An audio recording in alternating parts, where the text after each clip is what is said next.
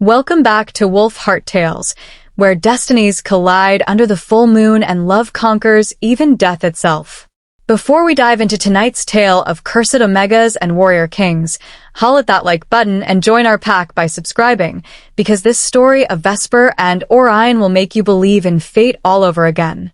This is a 13-chapter journey into the Frostborne realm, where winter wolves rule and true mates are worth waiting for.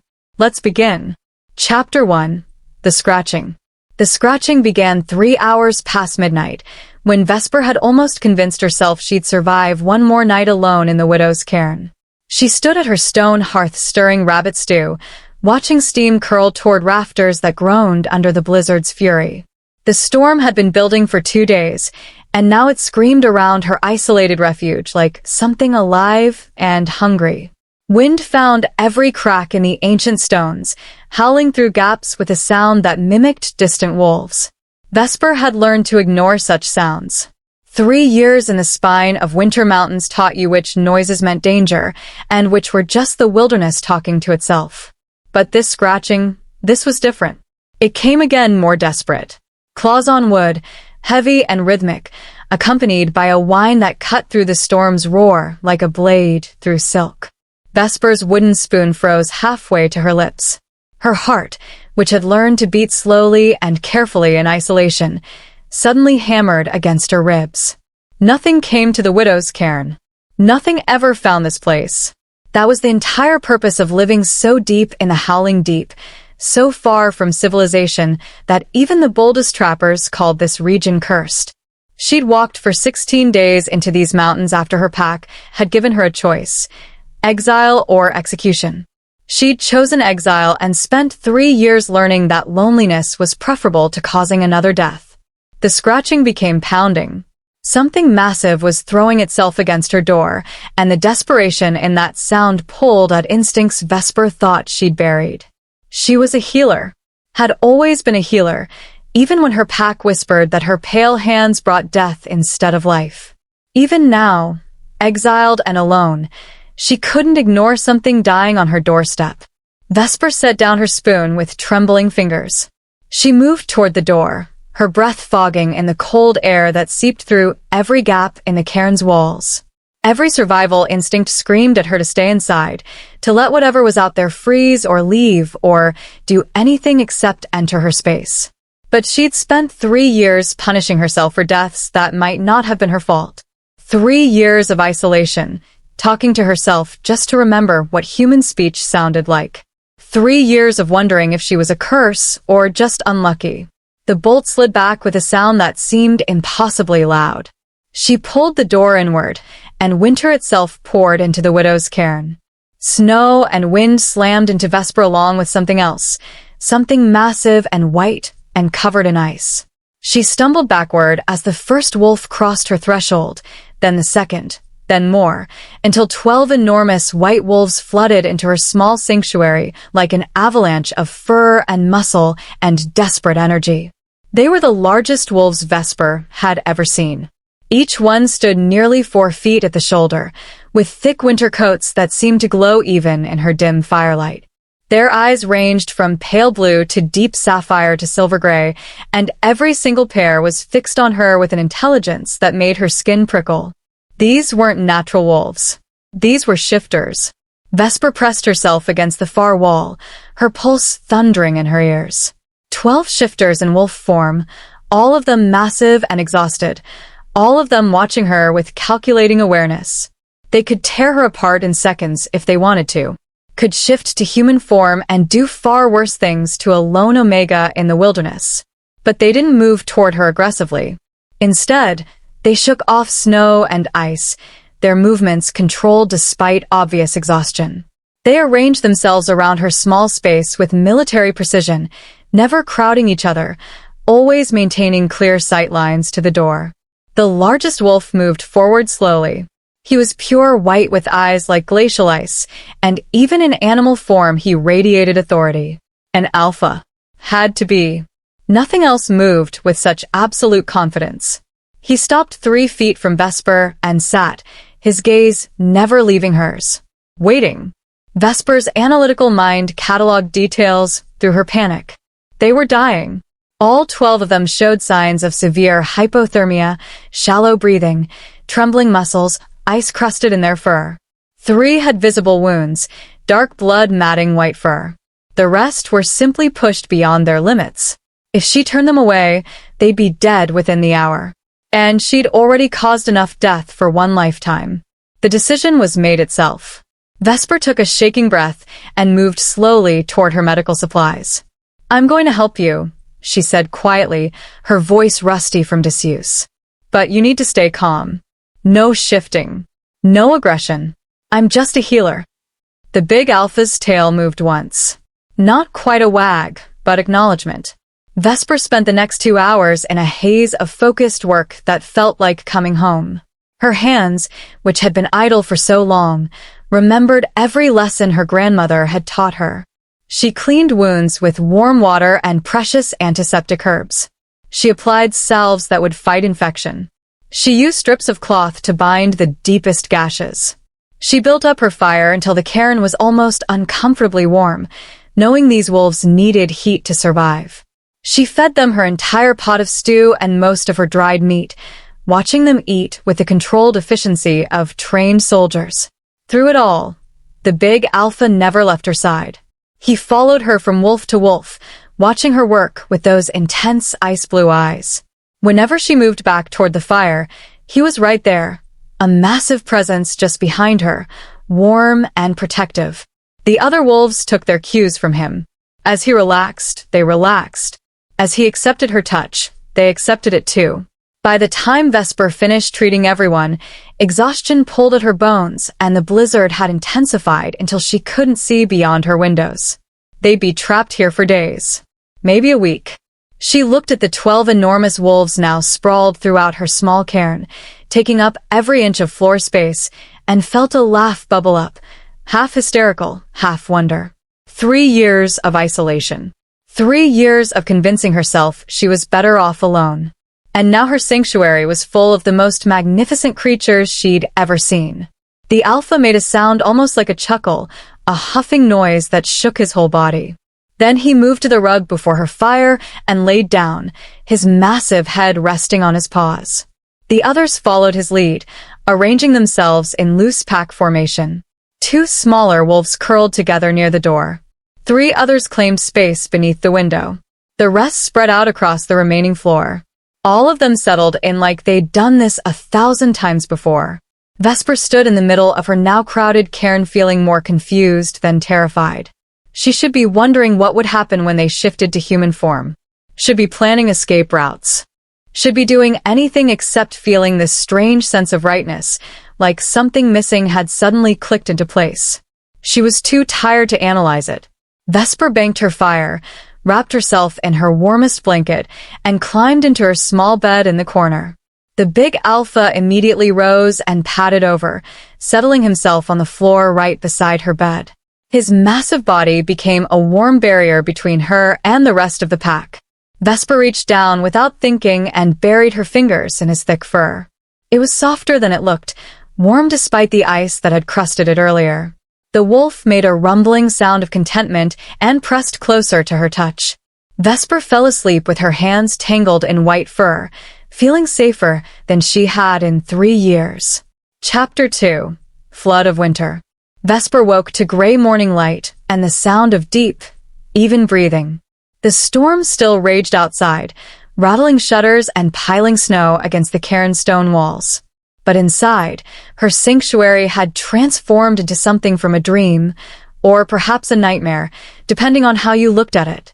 12 massive white wolves sprawled throughout her small space in ungainly positions that would have been comical if they weren't also somehow majestic. Most were still sleeping, exhausted bodies finally getting the rest they'd been denied during their desperate flight from the blizzard. The alpha was awake. Those ice-blue eyes watched her with an intensity that should have been unnerving, but somehow wasn't. Vesper extracted herself carefully from her blankets and began her morning routine, hyper-aware of being observed. She built up the fire, put water on to boil, and assessed her rapidly depleting food stores. Feeding 12 enormous wolves was going to drain her supplies faster than she'd like. but she couldn't let them starve. And besides, once the storm passed, they'd leave. She'd be alone again. She could worry about restocking then. The lie tasted bitter even in her own mind. Vesper made a massive pot of oatmeal mixed with dried berries and the last of her honey. The wolves woke one by one as the smell of food filled the cairn, stretching, yawning, looking around with alert intelligence. She set out bowls, and they ate with surprisingly good manners for animals. They didn't fight over food or snap at each other. They waited their turns, ate efficiently, and cleaned their bowls with thorough licks. Vesper found herself watching them with fascination.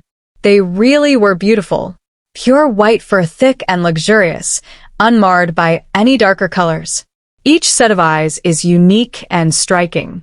They moved with coordinated grace even in the cramped space, never bumping into each other, always aware of exactly where everyone was. "You're soldiers," she said quietly, half to herself. "You move like warriors." The alpha's ears pricked forward. He made a low sound that wasn't quite a growl, more like agreement. The second day passed in a strange domestic rhythm. Vesper checked their wounds and was pleased to see them healing faster than normal. Definitely shifters, then, with enhanced healing capabilities. She talked to them as she worked, her voice filling the silence she'd kept for 3 years. She told them about her grandmother's healing techniques, about the herbs she grew in summer months, about the strange peace she'd found in isolation. She didn't tell them why she lived alone, didn't mention the 2 mates who died after marking her, didn't explain why her pack had called her Death's Bride and driven her into these mountains. That was her burden to carry, and they'd be gone soon anyway. The wolves listened with remarkable attention. They couldn't respond, couldn't shift to human form for reasons she didn't understand, but their intelligence was obvious. They brought her firewood from the covered pile outside, taking turns braving the brutal storm to drag logs back. They arranged themselves to help conserve heat, their large bodies acting as living barriers against the cold. The alpha stayed by her side constantly, his presence both protective and oddly comforting. By the 3rd day, Vesper couldn't help herself. She started naming them. The alpha she called Frost, for his coloring and the icy intensity of his gaze.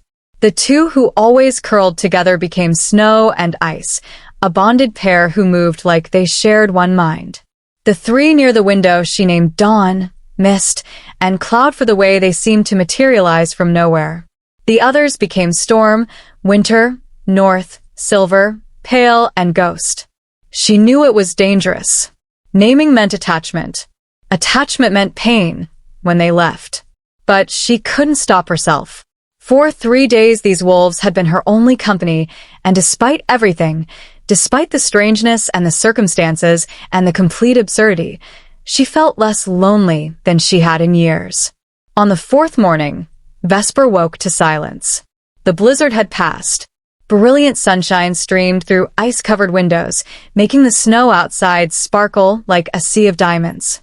It was beautiful and terrible because it meant her guests would be leaving. She sat up in bed and found the cairn empty except for Frost, who sat exactly where he'd been when she fell asleep, watching her with those unnervingly intelligent eyes. Her heart clenched. They were already gone. All of them except the alpha. And he'd probably leave too once he was sure she was safe. Vesper forced herself out of bed, wrapping her blanket around her shoulders against the lingering cold. She didn't look at Frost as she moved to the window, staring out at the pristine snowscape. The storm had dumped at least 4 feet of new snow, drifting higher where wind had piled it against trees and rocks. She'd be digging out for days. Her path to the nearest trading post, already treacherous, was now completely buried. She might not make it down the mountain before spring thaws. The thought didn't frighten her as much as it should have. She'd survived 3 winters alone. She could survive another. Behind her, she heard movement. Frost had risen and was padding toward the door. This was it then. He was leaving. She'd be alone again, exactly as she'd been for 3 years. Exactly as she deserved to be. Vesper forced herself to smile, to act like this was fine. "Thank you for staying," she said quietly, not turning around. "I hope your pack is safe." "I hope." Frost didn't scratch at the door to be let out. Instead, he sat down facing it and made a low chuffing sound, a signal. The door swung open, and 12 men walked in. All of them are completely naked. All of them are absolutely devastating. Vesper's blanket dropped from nerveless fingers. They were tall, easily over 6 feet, every single one. Muscular builds that came from years of warrior training, all lean lines and powerful shoulders. Hair ranging from platinum blonde to white blonde caught the morning light streaming through windows. Their eyes were the same striking shade she'd seen in wolf form, ice blue, sapphire, silver gray.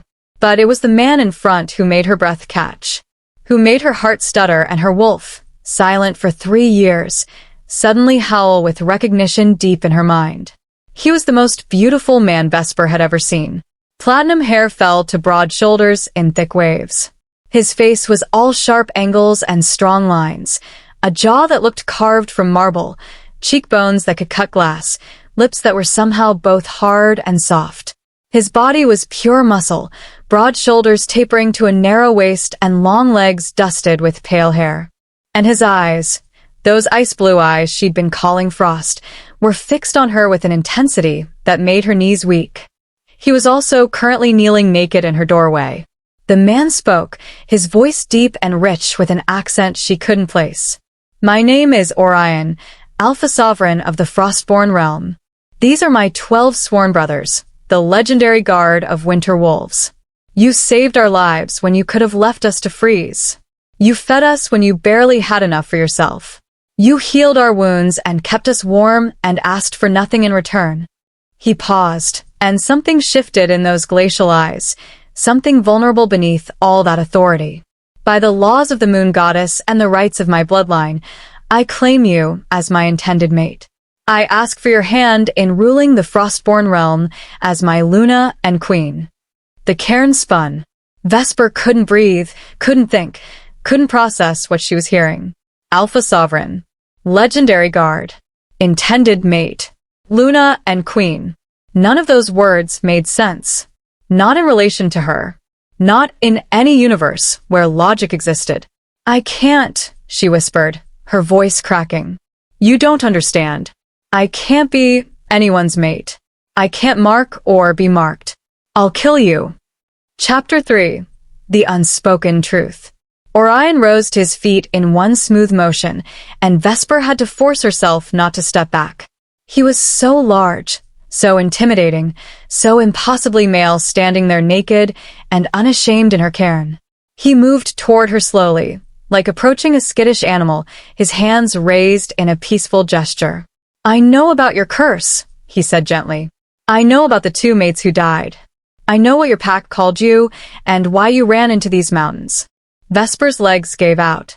She sat down hard on her bed, staring up at him with wide eyes that burned with unshed tears. "Then you know I'm poisoned. You know I bring death to anyone who tries to claim me." "No." Orion knelt before her, bringing himself down to her level.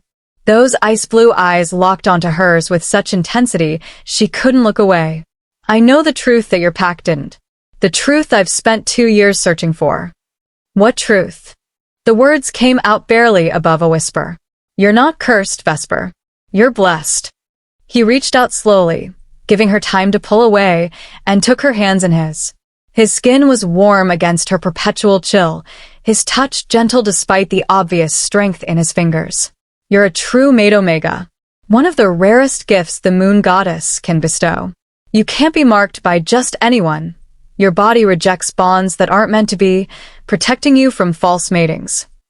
Vesper shook her head violently, tears starting to stream down her pale cheeks. "That's not possible. The healers said their hearts failed. They said I had nothing to do with it." One of the other men stepped forward, slightly shorter than Orion, with silver blonde hair and kind gray eyes. The healers didn't know what to look for. "I'm Damon, head healer of the Frostborne. True mate Omegas are so rare that most healers never encounter one in their entire careers. The signs are subtle." He moved closer, his voice taking on the careful tone of someone explaining complex medical knowledge. A regular heart attack leaves specific damage to the heart muscle, scarring, tissue death, inflammation. A mate bond rejection leaves no physical damage at all. The heart simply stops because the soul can't bear the wrongness of the bond. To outside observers, it looks identical, but the cause is completely different. Vesper looked between them, wanting desperately to believe, but terrified of the hope blooming in her chest. How do you know I'm this true mate Omega? How can you be sure? Orion squeezed her hands gently. Because I've been searching for you for 2 years. My mother was a seer, one of the last true oracles our kind has ever produced. Before she died, she told me about the pale Omega who lived alone in the mountains. Hair like moonlight, skin like snow, eyes like ice, and hands that heal what others can't. She said you'd save me when I was at my weakest, and that you'd be the only one who could complete my soul. His thumb traced circles on the back of her hand, the gesture both comforting and intimate. We weren't caught in that blizzard by accident, Vesper. We were on our way to find you when the storm hit. The moon goddess herself led us to your door because it was time for us to meet. Time for you to stop running from a curse that was never real and accept the blessing you've always carried. But what if you're wrong? Vesper's voice broke completely now, raw with 3 years of suppressed grief. What if I mark you and you die too? I can't do that again. I can't be responsible for more deaths. I can't. Orion released one of her hands to cup her face, his thumb gently wiping away her tears. The tenderness in that simple gesture nearly undid her. Then don't mark me yet. Let me court you properly. Let me prove I'm your true mate. We'll take as long as you need, weeks, months, years if necessary. I'll wait forever if that's what it takes for you to trust me. To trust this. One of the other men cleared his throat awkwardly. Alpha, we're all still naked and it's freezing in here. Maybe we could continue this conversation after we find some clothes? Vesper let out a startled laugh, the sound surprising her. She'd forgotten the other 11 men were still standing there, all of them nude and probably freezing despite their supernatural constitution. Heat flooded her pale cheeks. Orion grinned, and the expression transformed his face from intimidating to devastating. Right. Priorities. He looked back at Vesper, his eyes warm. Do you have any spare clothes, or should we shift back to wolf form until we can return to our camp? I have my grandmother's trunk, Vesper managed, standing on shaky legs. She was a large woman and kept my grandfather's clothes after he died. They might fit some of you. She dug through the old cedar trunk in the corner, pulling out wool pants and thick shirts, heavy socks and spare blankets. The 12 men dressed quickly, their movements efficient and coordinated. None of them seemed bothered by the casual nudity or the cramped quarters. They moved like they'd been working together for years, anticipating each other's needs, staying out of each other's way with practiced ease. Orion ended up in clothes that were slightly too small. The pants stopped above his ankles, and the shirt strained across his broad shoulders.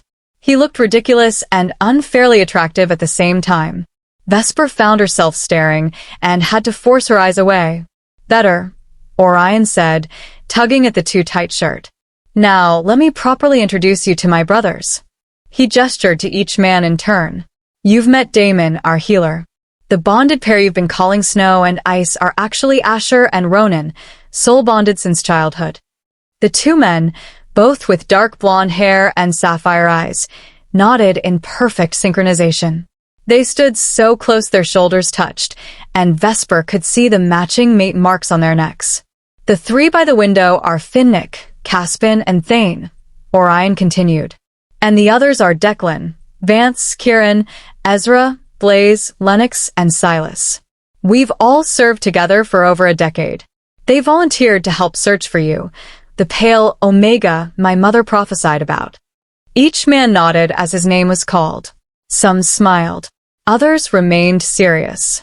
But all of them watched her with a respect that made her uncomfortable, like she was already something important instead of a cursed Omega hiding in the mountains.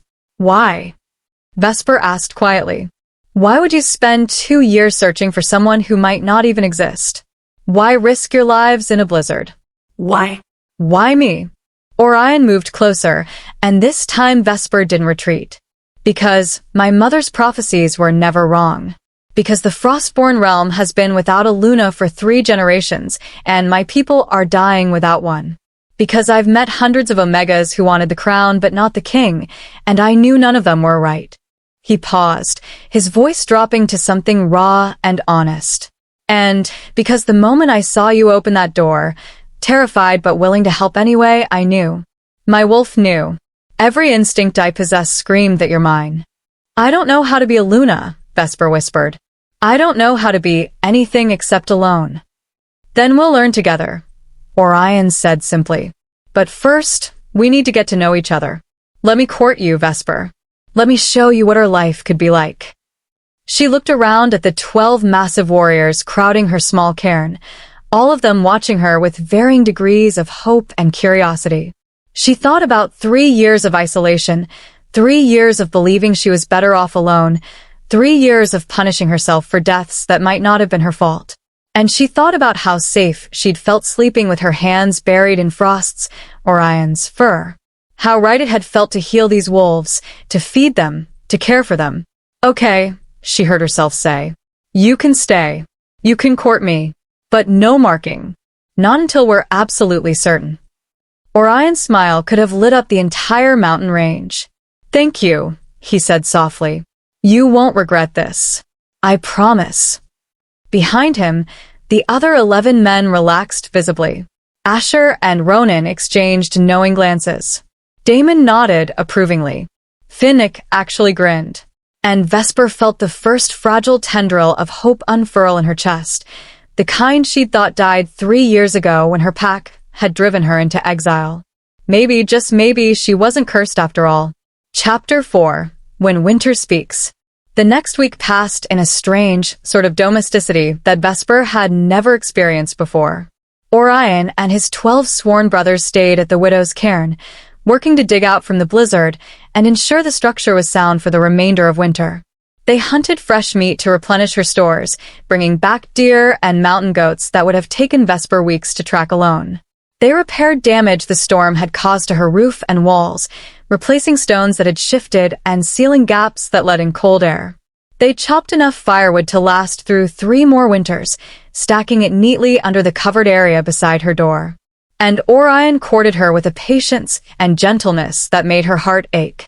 He told her about his life as Alpha Sovereign, about inheriting the position at 23 when his parents were killed in a territorial dispute with a rival pack, about the crushing pressure to find Luna and produce heirs to secure the bloodline, about meeting Omega after Omega who were attracted to his power but not his person, who wanted the crown but didn't want him. I almost gave up, he admitted one evening as they sat by the fire, his shoulder touching hers. The others had given them space, taking their evening meal outside despite the cold. I thought maybe the moon goddess had made a mistake with me, that I wasn't meant to have a mate. What changed? Vesper asked quietly. My mother's death. Orion's voice went rough. She was dying from silver poisoning, an assassin's blade meant for me that she threw herself in front of. As she lay there bleeding out, her eyes went distant, and she started speaking in that voice seers use when they're touched by divine sight. He paused, staring into the flames. She described you perfectly. Your appearance, your gift, your isolation.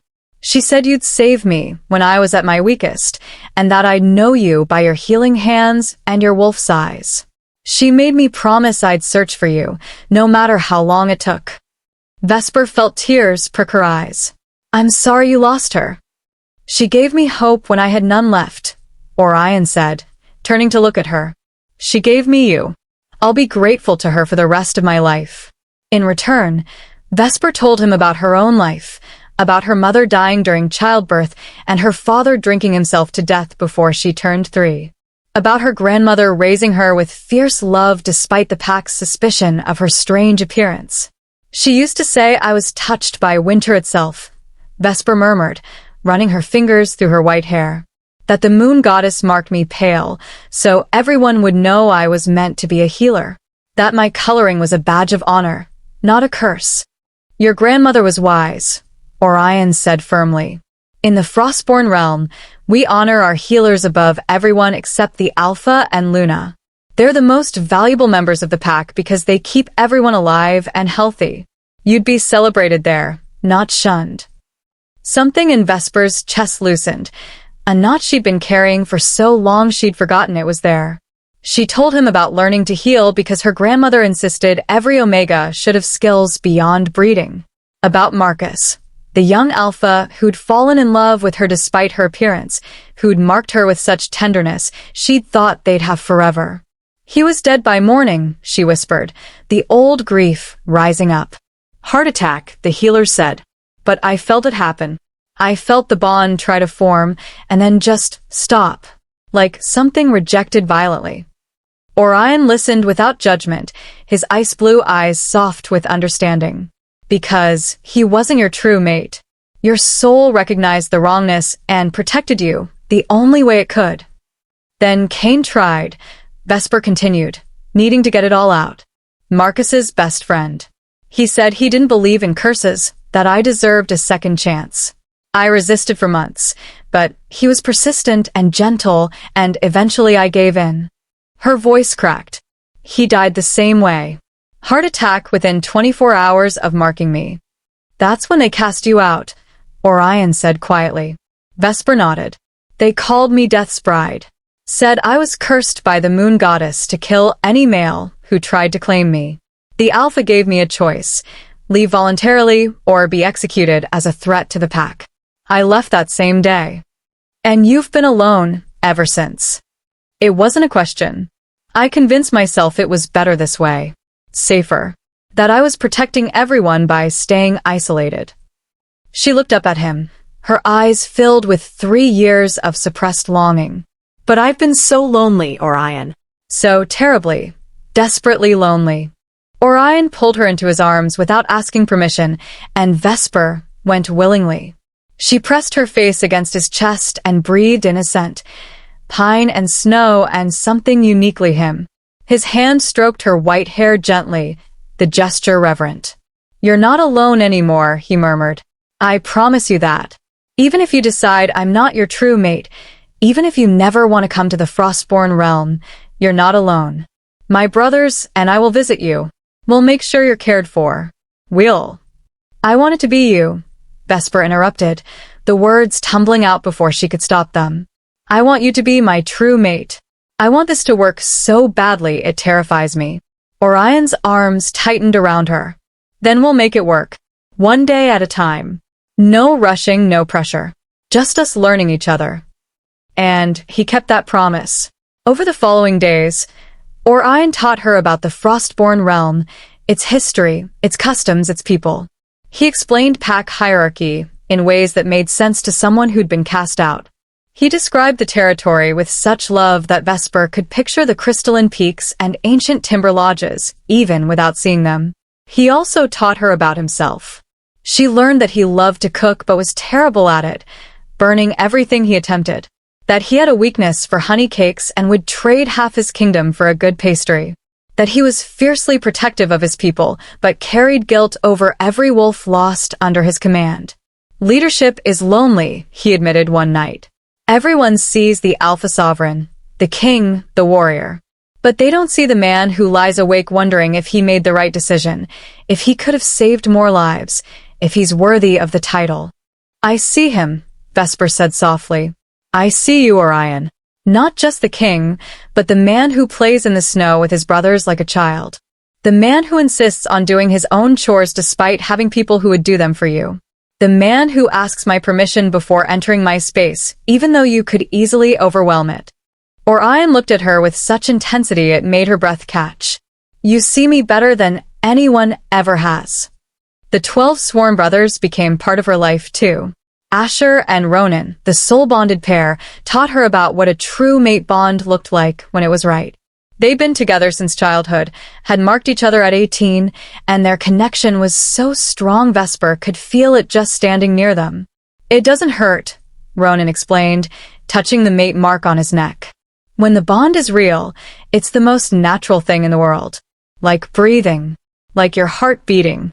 It just is. Damon discussed healing techniques with her for hours, fascinated by her grandmother's herbal knowledge. He taught her about Frostborne medical practices in return, ways of treating hypothermia and frostbite that her grandmother had never known. "You're a natural," he said approvingly after she correctly diagnosed one of Finnick's old injuries just by touch. "Your gift is stronger than mine, and I've been training for 30 years. Finnick turned out to be the best cook among them, and often took over her small kitchen to make elaborate meals that made her mouth water. Caspian and Thane were quiet, but had a dry sense of humor that made her laugh. Declan was playful and often challenged the others to wrestling matches in the snow outside. Vance, Kieran, Ezra, Blaze, Lennox, and Silas each had their own personalities, their own quirks, their own histories. And they all treated her like she was already their Luna, calling her my lady, bowing slightly when she entered a room, asking her opinion on pack matters, and listening seriously to her answers. They were establishing pack bonds with her, making her feel like she belonged. And it was working. But it was Orion who owned her heart completely. She fell in love with him slowly, piece by piece, moment by moment. The way he laughed with his brothers, uninhibited and joyful. The way he never pulled rank despite being their sovereign. The way he looked at her like she was precious, like her pale appearance wasn't a flaw but a gift. 2 weeks after the blizzard, Vesper woke to find her cairn empty. Panic seized her heart until she saw the note on the table in Orion's precise handwriting. "Good morning, love. We've returned to camp to check on things and gather proper supplies. We'll be back by evening. There's fresh bread in the basket and venison stew on the coals. You're not alone anymore. I promise." "Oh." Vesper clutched the note to her chest and cried, overwhelmed by emotions she couldn't name. Relief. Gratitude. Fear. Hope. She wasn't alone. For the first time in 3 years, she wasn't alone. They returned at sunset as promised, carrying packs full of supplies and wearing huge grins. Orion swept her into his arms and spun her around, his laughter warm against her ear. "Did you miss us?" he asked, setting her down but not releasing her. "Maybe a little," Vesper admitted, trying to sound casual and failing completely. She'd missed them desperately. Even for just one day, the cairn had felt empty and cold without their presence. That night, Orion asked if he could sleep in her bed instead of on the floor in wolf form. "Just sleep," he promised quickly. "I won't push for anything you're not ready for. But I want to hold you. I want to fall asleep with you in my arms and wake up with you beside me. Will you let me?" Vesper knew it was dangerous. Knew she was getting too attached, too hopeful, too willing to believe this might actually work. But she was tired of being scared. Tired of running from the possibility of happiness because of fear. "Yes," she whispered. Orion's smile could have lit up the entire night. He climbed into her small bed, pulling her against his chest and wrapping his arms around her. He was so warm, so solid, so present. Vesper pressed her face against his neck and breathed in his scent. His hand stroked her white hair gently, his touch reverent. "I love you," he murmured into the darkness. "I've loved you since that first night when you let us into your home despite your fear. When you healed our wounds with gentle hands and asked for nothing in return. I love your strength and your kindness and your resilience. I love everything about you, Vesper. And I'll spend the rest of my life proving I'm worthy of you." Vesper's breath hitched. She wanted to say it back. Wanted to tell him she loved him too. But the words stuck in her throat, blocked by 3 years of fear and grief. Instead, she pressed closer and held him tighter, hoping he could feel what she couldn't yet say. Chapter 5. Death's Bride Speaks. Days turned into weeks, and the widow's cairn transformed from a lonely refuge into something resembling a home. The 12 sworn brothers rotated between staying at the cairn and returning to their camp deeper in the mountains, but Orion never left. He stayed by Vesper's side constantly, helping her with daily tasks, teaching her about pack politics, learning her preferences and habits. They fell into an easy rhythm, like they'd been together for years instead of weeks. Vesper's gift started manifesting more strongly with Orion around. She'd always had an affinity for healing, but now she could sense injuries before seeing them, could feel where pack members were hurting and what they needed. When Vance twisted his ankle during a training exercise in the snow, she knew instantly and had him sit down before he could worsen the damage. When Damon developed a headache from too much reading by candlelight, she made him exactly the right herbal tea, without him saying a word. "Your gift is growing," Orion observed one evening as they sat by the fire, his fingers absently playing with her white hair. "You're becoming who you were always meant to be." Vesper looked down at her pale hands, turning them over in the firelight. "My grandmother said I had the strongest healing gift she'd ever seen. She said the moon goddess marked me pale, so everyone would know I was meant to be a healer, that my coloring was a sign of my purpose." She paused, her voice dropping, but the pack saw it differently. They saw a ghost, a harbinger of death. "Your pack was wrong," Orion said firmly, tilting her chin up so she had to meet his eyes. "In the Frostborne realm, pale coloring is considered a mark of the moon goddess's favor.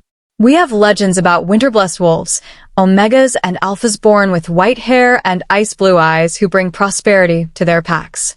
You would be revered there, not feared." Something shifted in Vesper's chest, a crack in the armor she'd built around her heart. "Would you really want me as your Luna? Knowing I'm different? Knowing I might never look like a normal Omega?" Orion turned to face her fully, taking her face in both hands. His ice-blue eyes burned with intensity. "Vesper, you're the most beautiful woman I've ever seen. Your hair is like captured moonlight. Your skin is like fresh snow on mountain peaks. Your eyes are like glacial lakes that hold ancient secrets. You're absolutely breathtaking, and anyone who told you otherwise was blind and cruel." He leaned closer, his breath warm against her lips. "I don't want a normal Omega. I want you, exactly as you are. I want the pale healer who lives alone in the mountains and saves wolves during blizzards and makes terrible jokes while cooking. I want all of you forever." Vesper kissed him. She couldn't help it. She'd been wanting to kiss him for weeks, and his words broke through the last of her resistance. She pressed her lips to his and poured 3 years of loneliness and longing into it, 3 years of believing she was cursed and unwanted and wrong. Orion kissed her back with a gentleness that made her want to cry.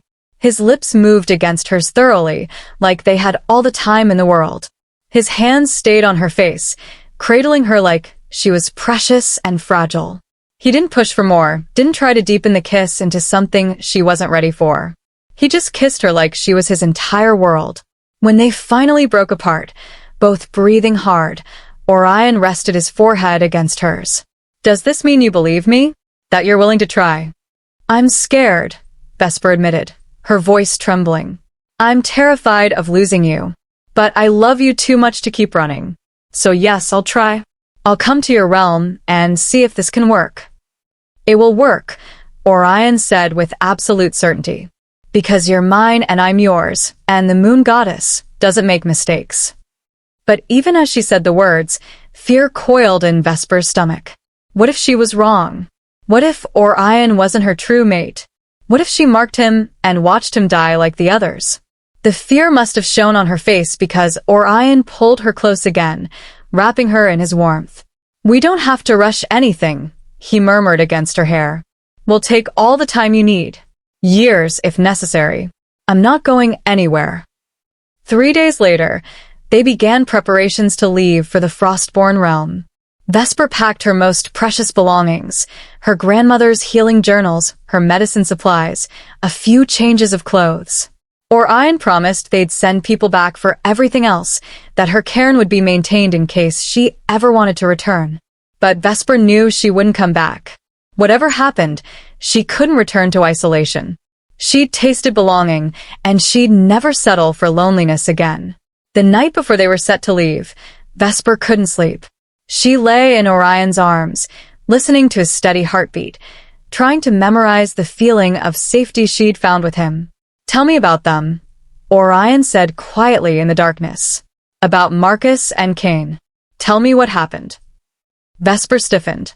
She told him the basic facts, but she'd never shared the details, the memories that still haunted her nightmares. "You don't have to," Orion added quickly.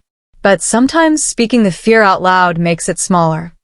Vesper took a shaking breath. Maybe he was right. Maybe if she told him everything, the terror would lose some of its power. Marcus was 24 when he started courting me, she began, her voice barely above a whisper. I was 21. He was an alpha, strong, confident, kind. Everyone in the pack respected him. And he chose me, despite my appearance, despite the whispers that followed me everywhere. She could still picture Marcus's face, his warm brown eyes, his easy smile, the way he looked at her like she was beautiful instead of strange. The marking ceremony was perfect, she continued. Traditional. The whole pack witnessed it. He marked me at sunset, and we went to our new home together. We made love. We fell asleep wrapped around each other. I'd never been so happy. Her voice cracked. I woke up at dawn, because something felt wrong. The bond, it was supposed to settle during sleep, supposed to solidify into something permanent. But instead, it felt like it was tearing itself apart. Like my soul was rejecting something foreign. Orion's arms tightened around her, but he didn't interrupt. Marcus was having a seizure, Vesper whispered. His whole body was convulsing, his eyes rolled back, and I couldn't stop it. I tried everything I knew, every healing technique my grandmother had taught me.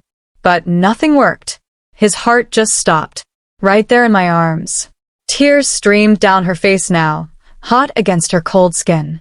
The pack healers examined his body. They said it was a heart attack, sudden cardiac death. They said it had nothing to do with the marking, that it was just terrible timing. But I knew. I felt it. The bond killed him. And Cain? Orion prompted gently. Cain was Marcus's best friend. He'd been there when Marcus died. He saw how devastated I was. Vesper's hands clenched in Orion's shirt. 6 months later, he started courting me. He said he didn't believe in curses. He said Marcus's death was just bad luck, and I deserved happiness. I tried to refuse him, tried to warn him, but he was so sure, so persistent. She could still remember Cain's determination, the way he'd refused to listen to her fears. I finally agreed, but I made him promise we'd do a private ceremony. No witnesses except his closest friends. I thought maybe if fewer people knew, if I kept it quiet, something would be different. She laughed bitterly. I was so stupid, so desperate to believe I wasn't cursed. You weren't stupid, Orion said firmly. You were hopeful. There's nothing wrong with that. Cain marked me at sunset, Vesper continued. We spent the night together. And just like with Marcus, I woke up at dawn feeling the bond tearing itself apart. Cain died the same way, seizure, heart failure, nothing the healers could do. 2 mates died within 24 hours of marking me. She turned in Orion's arms to look up at him, her eyes red and swollen from crying. That's when the pack turned on me completely. They called me Death's Bride. They said I was cursed by the moon goddess, that any male who tried to claim me would die. The Alpha said I was too dangerous to keep in the pack.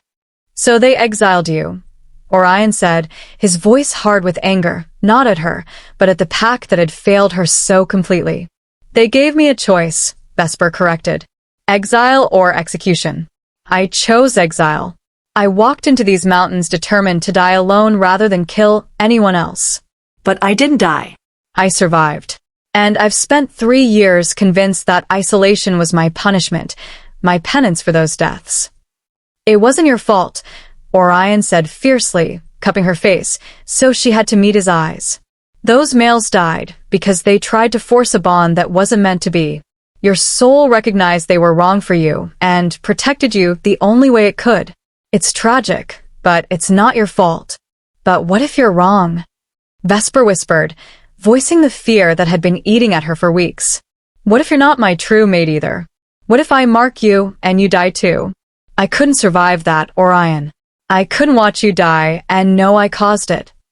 Then we wait, Orion said simply. We wait until you're absolutely certain. Until every doubt is gone. I meant what I said. I'll wait forever if that's what you need. But your pack needs a Luna, Vesper protested. You said they've been without one for 3 generations. You need to produce heirs, to secure your bloodline. You can't wait forever for someone who might never be ready. Watch me, Orion said with such conviction it took her breath away. My pack can wait. My bloodline can wait. Nothing is more important than you feeling safe and certain. Nothing. Vesper buried her face in his chest and cried, great, heaving sobs that she'd been holding back for 3 years. She cried for Marcus and Cain, for the life she'd lost, for the 3 years of loneliness, for the fear that still gripped her heart. And Orion held her through all of it, stroking her hair, murmuring reassurances, never once pulling away or telling her to stop. When she finally ran out of tears, Vesper felt emptied out, but also lighter, like she'd been carrying a weight she could finally set down. Thank you, she whispered, for listening, for not judging, for staying. Always, Orion promised. For the rest of our lives and whatever comes after. You're mine, Vesper, not in the sense that I own you, but in the sense that my soul recognizes yours. And I'll spend every day proving that I'm yours too. Vesper finally found her voice. I love you, she said, the words coming easier now that she'd released everything else. I love you, Orion. I'm still scared, but I love you. Orion's smile was blinding. He kissed her forehead, her cheeks, the tip of her nose. I love you too. More than I have words for. They fell asleep wrapped around each other, and for the first time since Marcus's death, Vesper didn't have nightmares. Tomorrow, they will leave for the Frostborne realm. Tomorrow, she would face a pack of wolves who might reject her just like her old pack had. But tonight, she was safe in Orion's arms. And that was enough.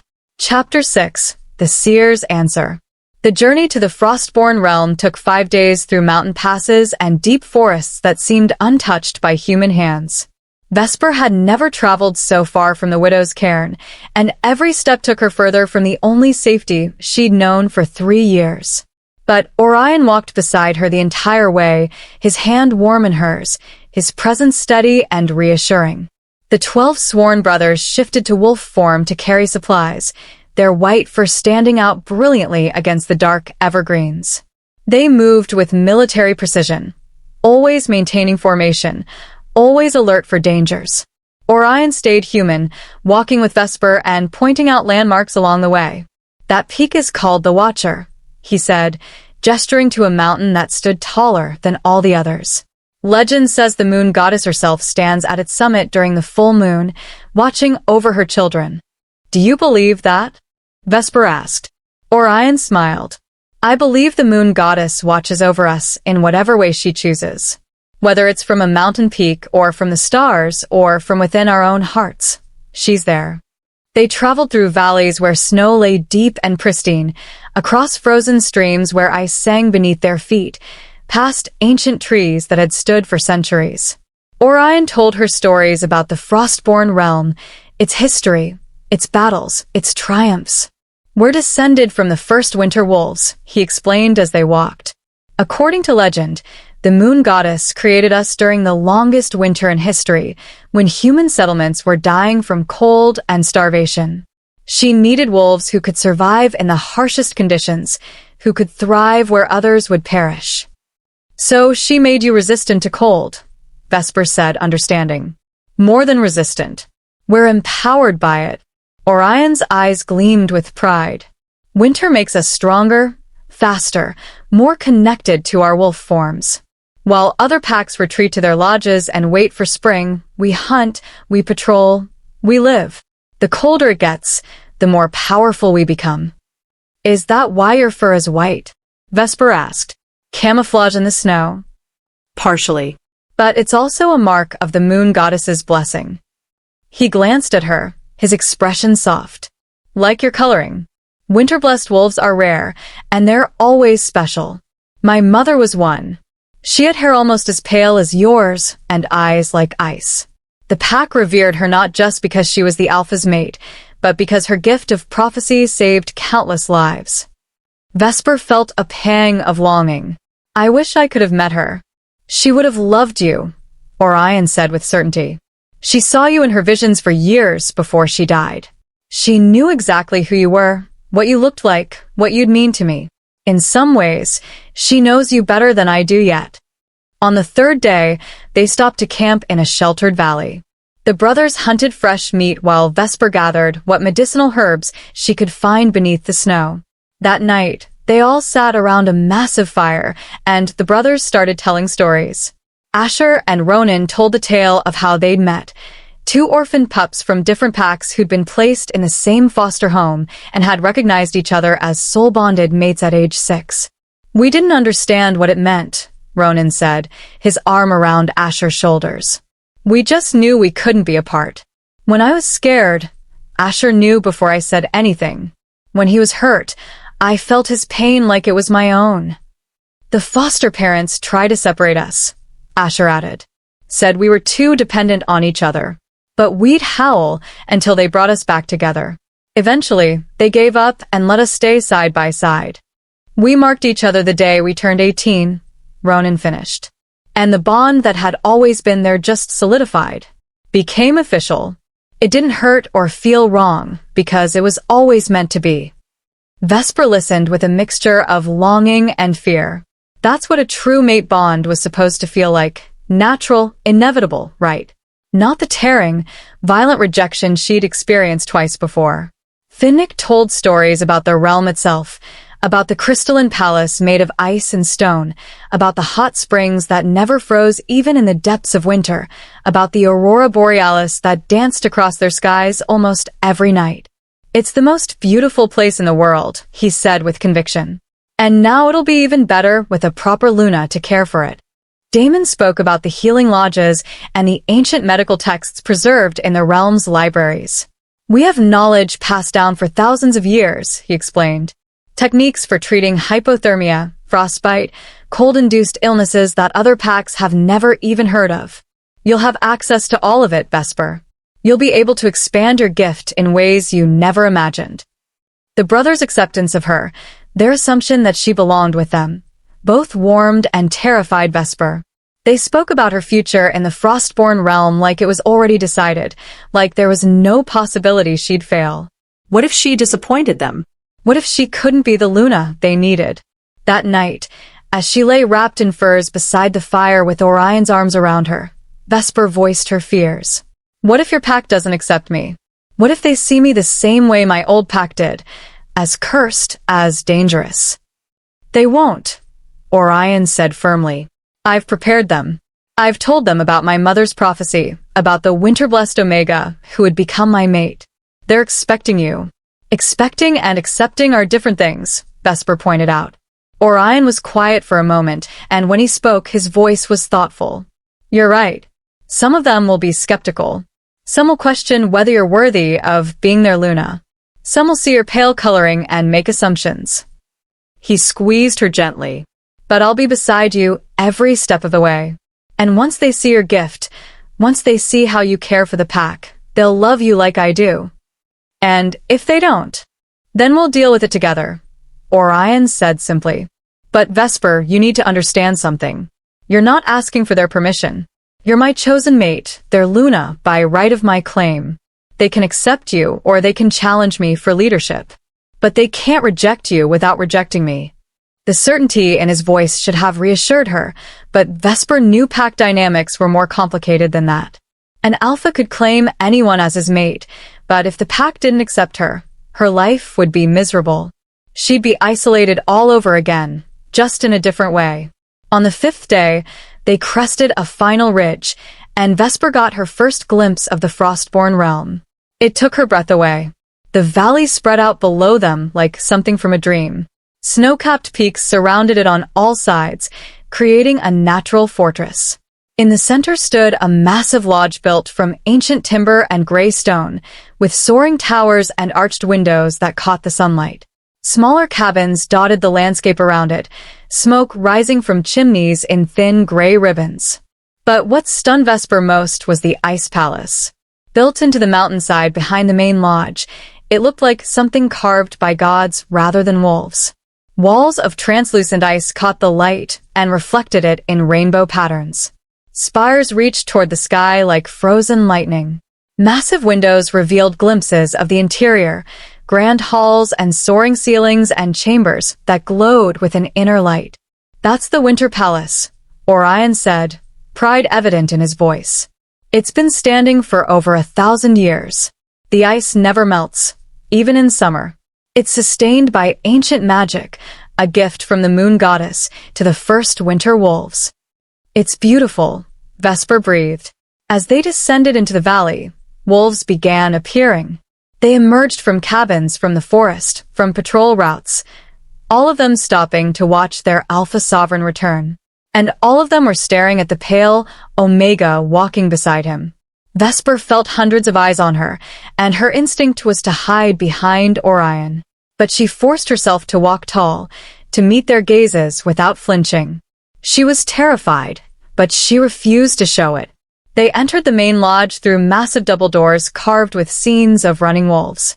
Inside, the space opened into a great hall with soaring timber ceilings and a fireplace large enough to stand in.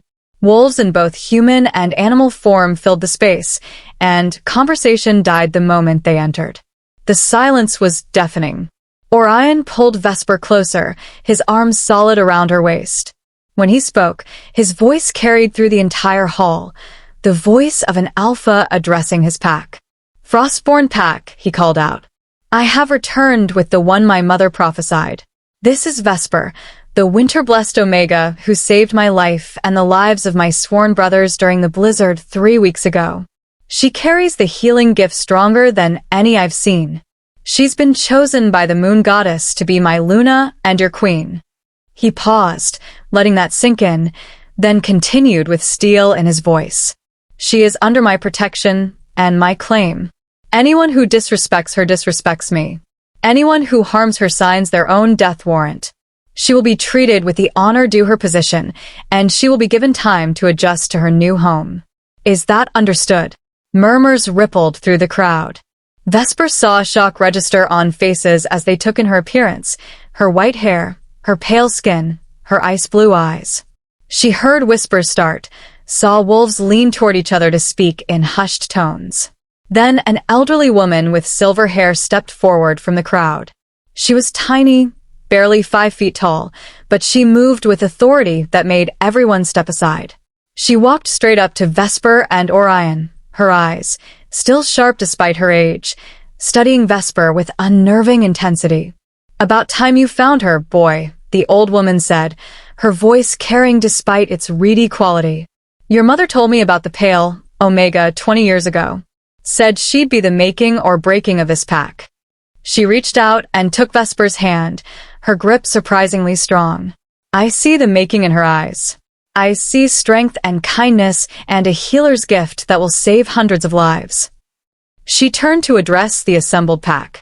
I am Celine, eldest of this pack, keeper of our histories, and the last living wolf who heard Queen Liona's death prophecy. I tell you now, this Omega is exactly who the moon goddess intended for our Alpha Sovereign. She is winter-blessed, marked by the divine, and she carries within her the power to heal what has been broken in this realm for 3 generations. Celine's words seemed to break the tension. Other pack members began coming forward, some cautiously, others more openly. They introduced themselves, welcomed her, and offered assistance. Not everyone was immediately warm. Vesper could see doubt and suspicion in some eyes, but no one was openly hostile. Orion was right. They were willing to give her a chance. As the evening wore on and pack members filtered out of the great hall, Celine remained. She pulled Vesper aside while Orion was occupied with his council members. Walk with me, child, the old woman said. There are things you need to know. They stepped out into the cold evening air, and Celine led Vesper toward the ice palace. Up close, it was even more magnificent. The walls seemed to pulse with inner light, and Vesper could feel power radiating from it. Lina came to me 3 days before she died, Celine said quietly. She told me about her final vision about you. She described you in perfect detail. Said you'd lived through tragedy and exile. Said you believed yourself cursed when you were actually blessed. Vesper's throat tightened. Did she know about Marcus and Cain? About what happened to them? She knew everything, Celine confirmed. And she asked me to tell you something when you finally arrived. The old woman stopped and turned to face Vesper fully. She said, Tell the pale Omega that the deaths she carries were not her fault. Tell her that true mate Omegas are tested by fate more harshly than others because their gift is so rare and precious. Tell her that every rejection that didn't kill her only proved she was strong enough to survive until she found the one meant for her. Tears streamed down Vesper's face. I don't feel strong. I feel terrified. Strength and terror can exist together, Celine said gently. You survived 3 years alone in the howling deep. You opened your door during a blizzard to save 12 dying wolves despite your fear. You're here now, facing an entire pack of strangers, because you chose love over safety. That is strength, child. That is the making of a true Luna. Vesper looked up at the ice palace, at the ancient magic contained within its walls, and felt something shift inside her. Maybe Celine was right. Maybe she was stronger than she thought. Will you help me? She asked quietly. Help me learn how to be a Luna? I don't know anything about leading a pack. Celine's smile was warm. That's exactly what I'm here for. And a child? You're already more of a Luna than you realize. You just need to learn to see yourself the way Orion sees you. As they walked back toward the main lodge, Vesper felt the first tentative stirrings of hope. The Frostborne realm was beautiful. Its wolves were willing to accept her. And Orion was waiting for her with love in his eyes. Maybe, just maybe, she could do this after all. Chapter 7. Courtship in Frost. Orion's private chambers in the Winter Palace were unlike anything Vesper had ever seen. The walls were made of that same translucent ice that never melted, but they'd been carved with intricate scenes, wolves running beneath full moons, the moon goddess herself with her arms outstretched, ancient battles, and peaceful gatherings. The ice caught light from dozens of candles and reflected it in dancing patterns across the ceiling. The furniture was a mix of practical comfort and elegant beauty. A massive bed covered in white furs dominated one wall. Bookshelves carved from dark wood lined another. A seating area with plush chairs faced enormous windows that overlooked the entire valley. And everything was warm despite being made of ice. Vesper could feel heat radiating from the walls themselves, as if the ancient magic that sustained the palace also kept it comfortable for those who lived within. These are your rooms now, too, Orion said, watching her take it all in. If you want separate chambers, I'll have them prepared. If you want to share this space, I'd be honored. Whatever makes you comfortable. Vesper turned to look at him, this powerful alpha sovereign who'd crossed mountains to find her, who'd waited patiently for weeks while she worked through her fears. I want to share, she said quietly. I've been alone long enough. Orion's smile was radiant. He crossed to her and pulled her into his arms, pressing a kiss to her forehead. Then this is home for both of us. The next few weeks became a period of adjustment and discovery for Vesper. She had to learn the rhythms of pack life after 3 years of isolation. The morning assemblies, the evening meals, the constant flow of wolves seeking counsel or assistance. Celine became her unofficial mentor, teaching her about Frostborne customs and politics. The elderly woman had a sharp mind despite her age, and she didn't coddle Vesper. Being Luna isn't just about standing beside the alpha and looking pretty, Celine said bluntly one morning as they walked through the healing lodges. It's about being the heart of the pack while he's the head. He makes strategic decisions, handles threats, and leads in battle. You handle everything else, the social fabric, the emotional well-being, the disputes that don't require his authority. That sounds overwhelming, Vesper admitted. It is, Celine agreed. But you don't have to do it alone. You'll have advisors, assistants, the Sworn Brothers. And you have gifts that will make certain aspects easier. Your healing abilities mean wolves will trust you with their physical well-being. That's already half the battle. Vesper threw herself into learning. She worked alongside Damon in the healing lodges, studying Frostborne medical techniques and sharing her grandmother's herbal knowledge. She consulted with pack members about their needs, their concerns, their hopes for the future. She met the families, mothers who'd lost pups to illness, fathers who'd been injured in patrol skirmishes, elders who remembered 3 different alpha sovereigns. Each one had a story, and Vesper listened to them all. And slowly, the pack began to accept her. It started with small things. A mother brought her sick pup to Vesper instead of to Damon, trusting the pale Omega's healing touch. A group of young wolves asked her advice on a territorial dispute between their families. An elderly wolf invited her to tea and spent 3 hours telling stories about Orion's mother. "You're just like Queen Lyanna," the old wolf said, patting Vesper's hand. "She had that same gentle way of making you feel heard. That same gift for knowing exactly what someone needed before they asked." But not everyone warmed to her so quickly. There was a faction within the pack, led by a beautiful Omega named Briar, who believed Orion should have chosen someone from within the Frostborne realm.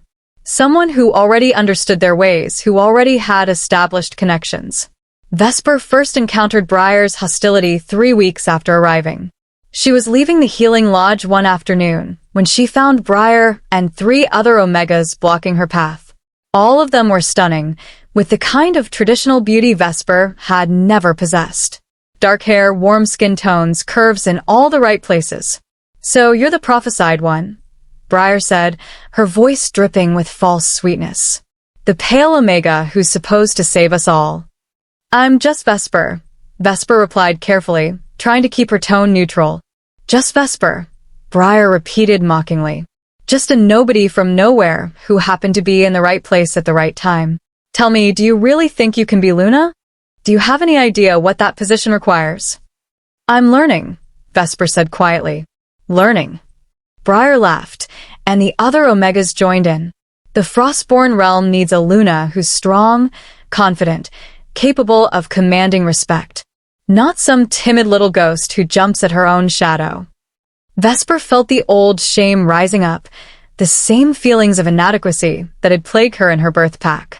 But then she remembered Celine's words, "You're already more of a Luna than you realize." She straightened her spine and met Briar's gaze directly. "You're right that I have a lot to learn.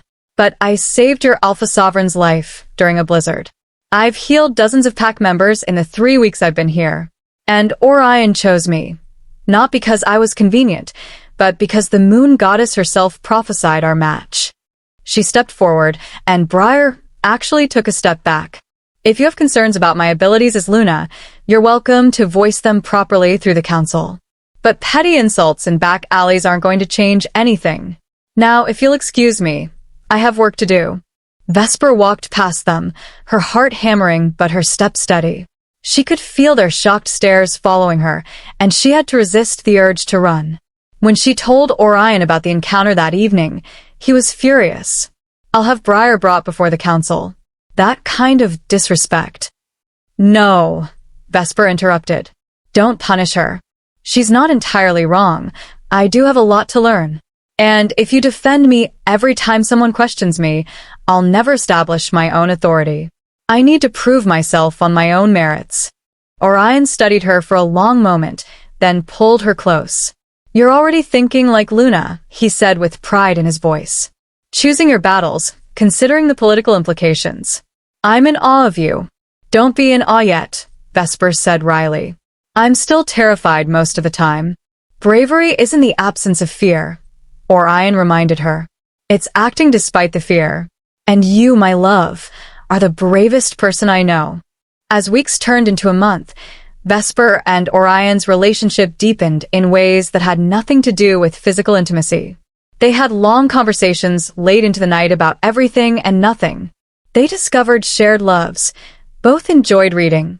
Both found peace in the quiet hours before dawn.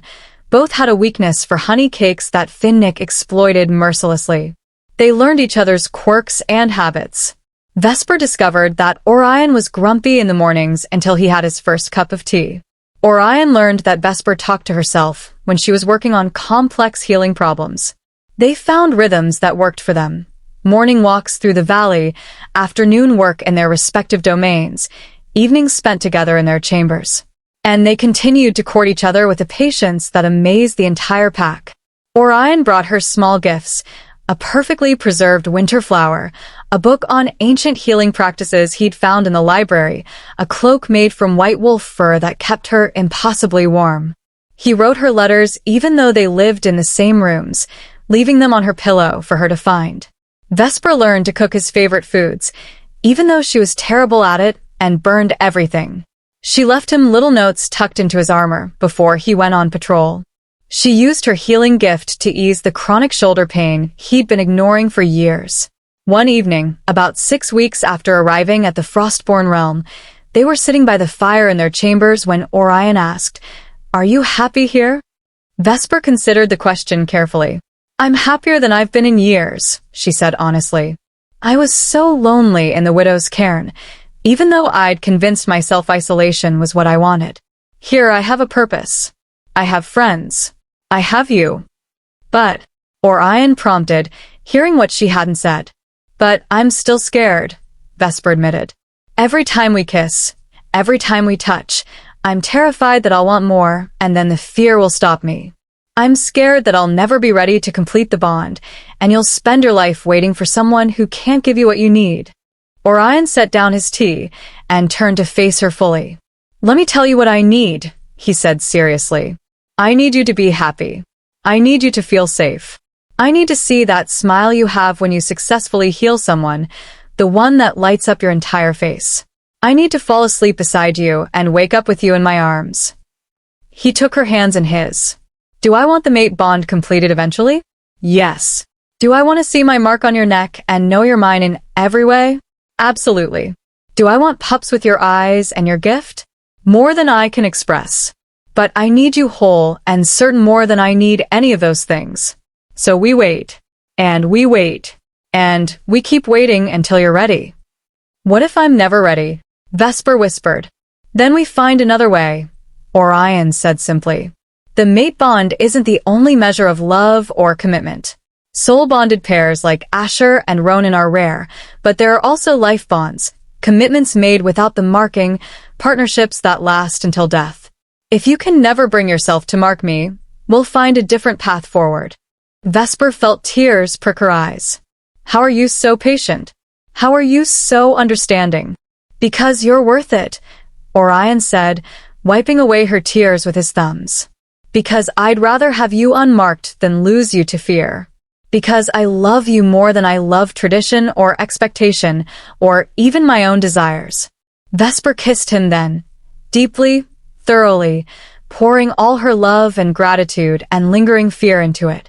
Orion kissed her back with the same gentleness he always showed, never pushing for more than she was ready to give. When they broke apart, Vesper rested her forehead against his. "I want to try," she said quietly. "Not the marking, not yet. But I want to try being closer. I want to learn what it feels like to be with you without the fear of death hanging over us." Orion's eyes darkened with heat, but his voice remained gentle. "Are you sure? We don't have to rush anything." "I'm sure," Vesper said, and realized she meant it. "I trust you, Orion. I trust us. And I'm tired of letting fear control my life." That night, they made love for the first time, slowly, carefully, with a tenderness that brought tears to Vesper's eyes. Orion worshipped every inch of her pale skin, murmuring how beautiful she was, how perfect, how precious. He moved with exquisite control, making sure she felt safe and cherished every moment. And Vesper discovered that physical intimacy, without the mate bond, could be just as meaningful, just as connecting. She felt closer to Orion than ever before, not because of some mystical bond, but because she'd chosen to be vulnerable with him, and he'd honored that vulnerability with patience and love. Afterward, as they lay tangled together in the massive bed, Vesper felt something shift inside her. The fear was still there. She didn't think it would ever completely disappear. But it was smaller now, less overwhelming. "Thank you," she whispered against Orion's chest. "For waiting. For understanding. For loving me even when I'm broken." "You're not broken," Orion said firmly, his arms tightening around her. "You're healing. There's a difference. And I'll be here for every step of that journey, for as long as you need me." Vesper fell asleep feeling safer and more loved than she ever had in her life. Tomorrow would bring new challenges, more pack members to win over, more Luna duties to learn, more moments of doubt and fear to work through. But tonight, wrapped in Orion's arms in the heart of the Winter Palace, Vesper finally believed she might actually deserve the happiness she'd found. Chapter 8. The first kiss. 2 months into her time at the Frostborne realm, Vesper woke to chaos. Shouts echoed through the Winter Palace corridors, followed by the sound of running feet. Orion was already out of bed, pulling on clothes with practiced efficiency. "What's happening?" Vesper asked, sitting up and reaching for her own clothing. "Border alert," Orion said tersely. "Stay here. I'll send word once I know what we're dealing with."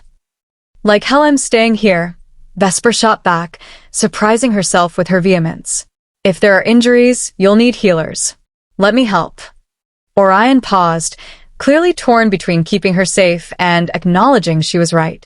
Finally, he nodded. "Get Damon. Meet us at the south border. And Vesper, stay back from any fighting. Please." They both dressed quickly and separated, Orion heading to gather his warriors, Vesper rushing to the healing lodge to find Damon and gather supplies. By the time they reached the south border, dawn was breaking over the mountains in shades of pink and gold. What Vesper saw made her blood run cold. A group of refugees huddled at the edge of Frostborne territory, maybe 20 wolves, all of them in human form, all of them injured and exhausted. Children clung to their parents, their faces streaked with tears and dirt. Several adults supported wounded companions who could barely stand. Orion and his sworn brothers had already shifted to human form and were speaking with what appeared to be the refugees' leader, a grizzled older man with a deep gash across his face. "Rogue attack," the man was saying as Vesper approached. "They hit our settlement 3 days ago. Killed our alpha and his entire family. The rest of us ran. We've been traveling through the mountains, trying to find sanctuary." "You're safe now," Orion said firmly. "The Frostborne realm offers shelter to all who need it. We'll get your wounded to our healing lodge and find lodging for the rest of you." That's when the man noticed Vesper. His eyes widened at her appearance, and she saw fear flash across his face, the same fear she'd seen countless times before. "The Pale Omega," he whispered. "Death's bride. You're real." Vesper's heart sank. Even here, even in a new pack, her reputation had preceded her. But before she could respond, Orion stepped between them, his voice cold and dangerous. "You will not speak of my Luna that way. She is Vesper of the Frostborne, blessed by the moon goddess, and she's about to save your people's lives. You will show her respect or you will leave our territory." The man paled and immediately dropped his gaze. "Forgive me, Alpha Sovereign. I meant no disrespect. It's just, we heard stories about an Omega whose mates died after marking her. Stories told by fools who didn't understand what they were witnessing," Damon interjected, moving to stand beside Vesper. "This Omega is a true mate, one of the rarest gifts the moon goddess bestows. Now, are you going to stand here spreading gossip, or are you going to let us help your wounded?" The man wisely chose the latter. Vesper spent the next 6 hours in the healing lodge, working alongside Damon to treat the refugees' injuries. There were deep claw wounds from the rogue attack, infections from days of travel without treatment, hypothermia, malnutrition, and exhaustion. One little girl, no more than 6 years old, had been separated from her mother during the attack and had a badly broken arm that had been set incorrectly. Vesper had to re-break it to set it properly, and the child's screams of pain nearly broke her heart. "You're being so brave," Vesper murmured as she worked, using every bit of her gift to ease the child's suffering. "The pain will stop soon, I promise. You're safe now."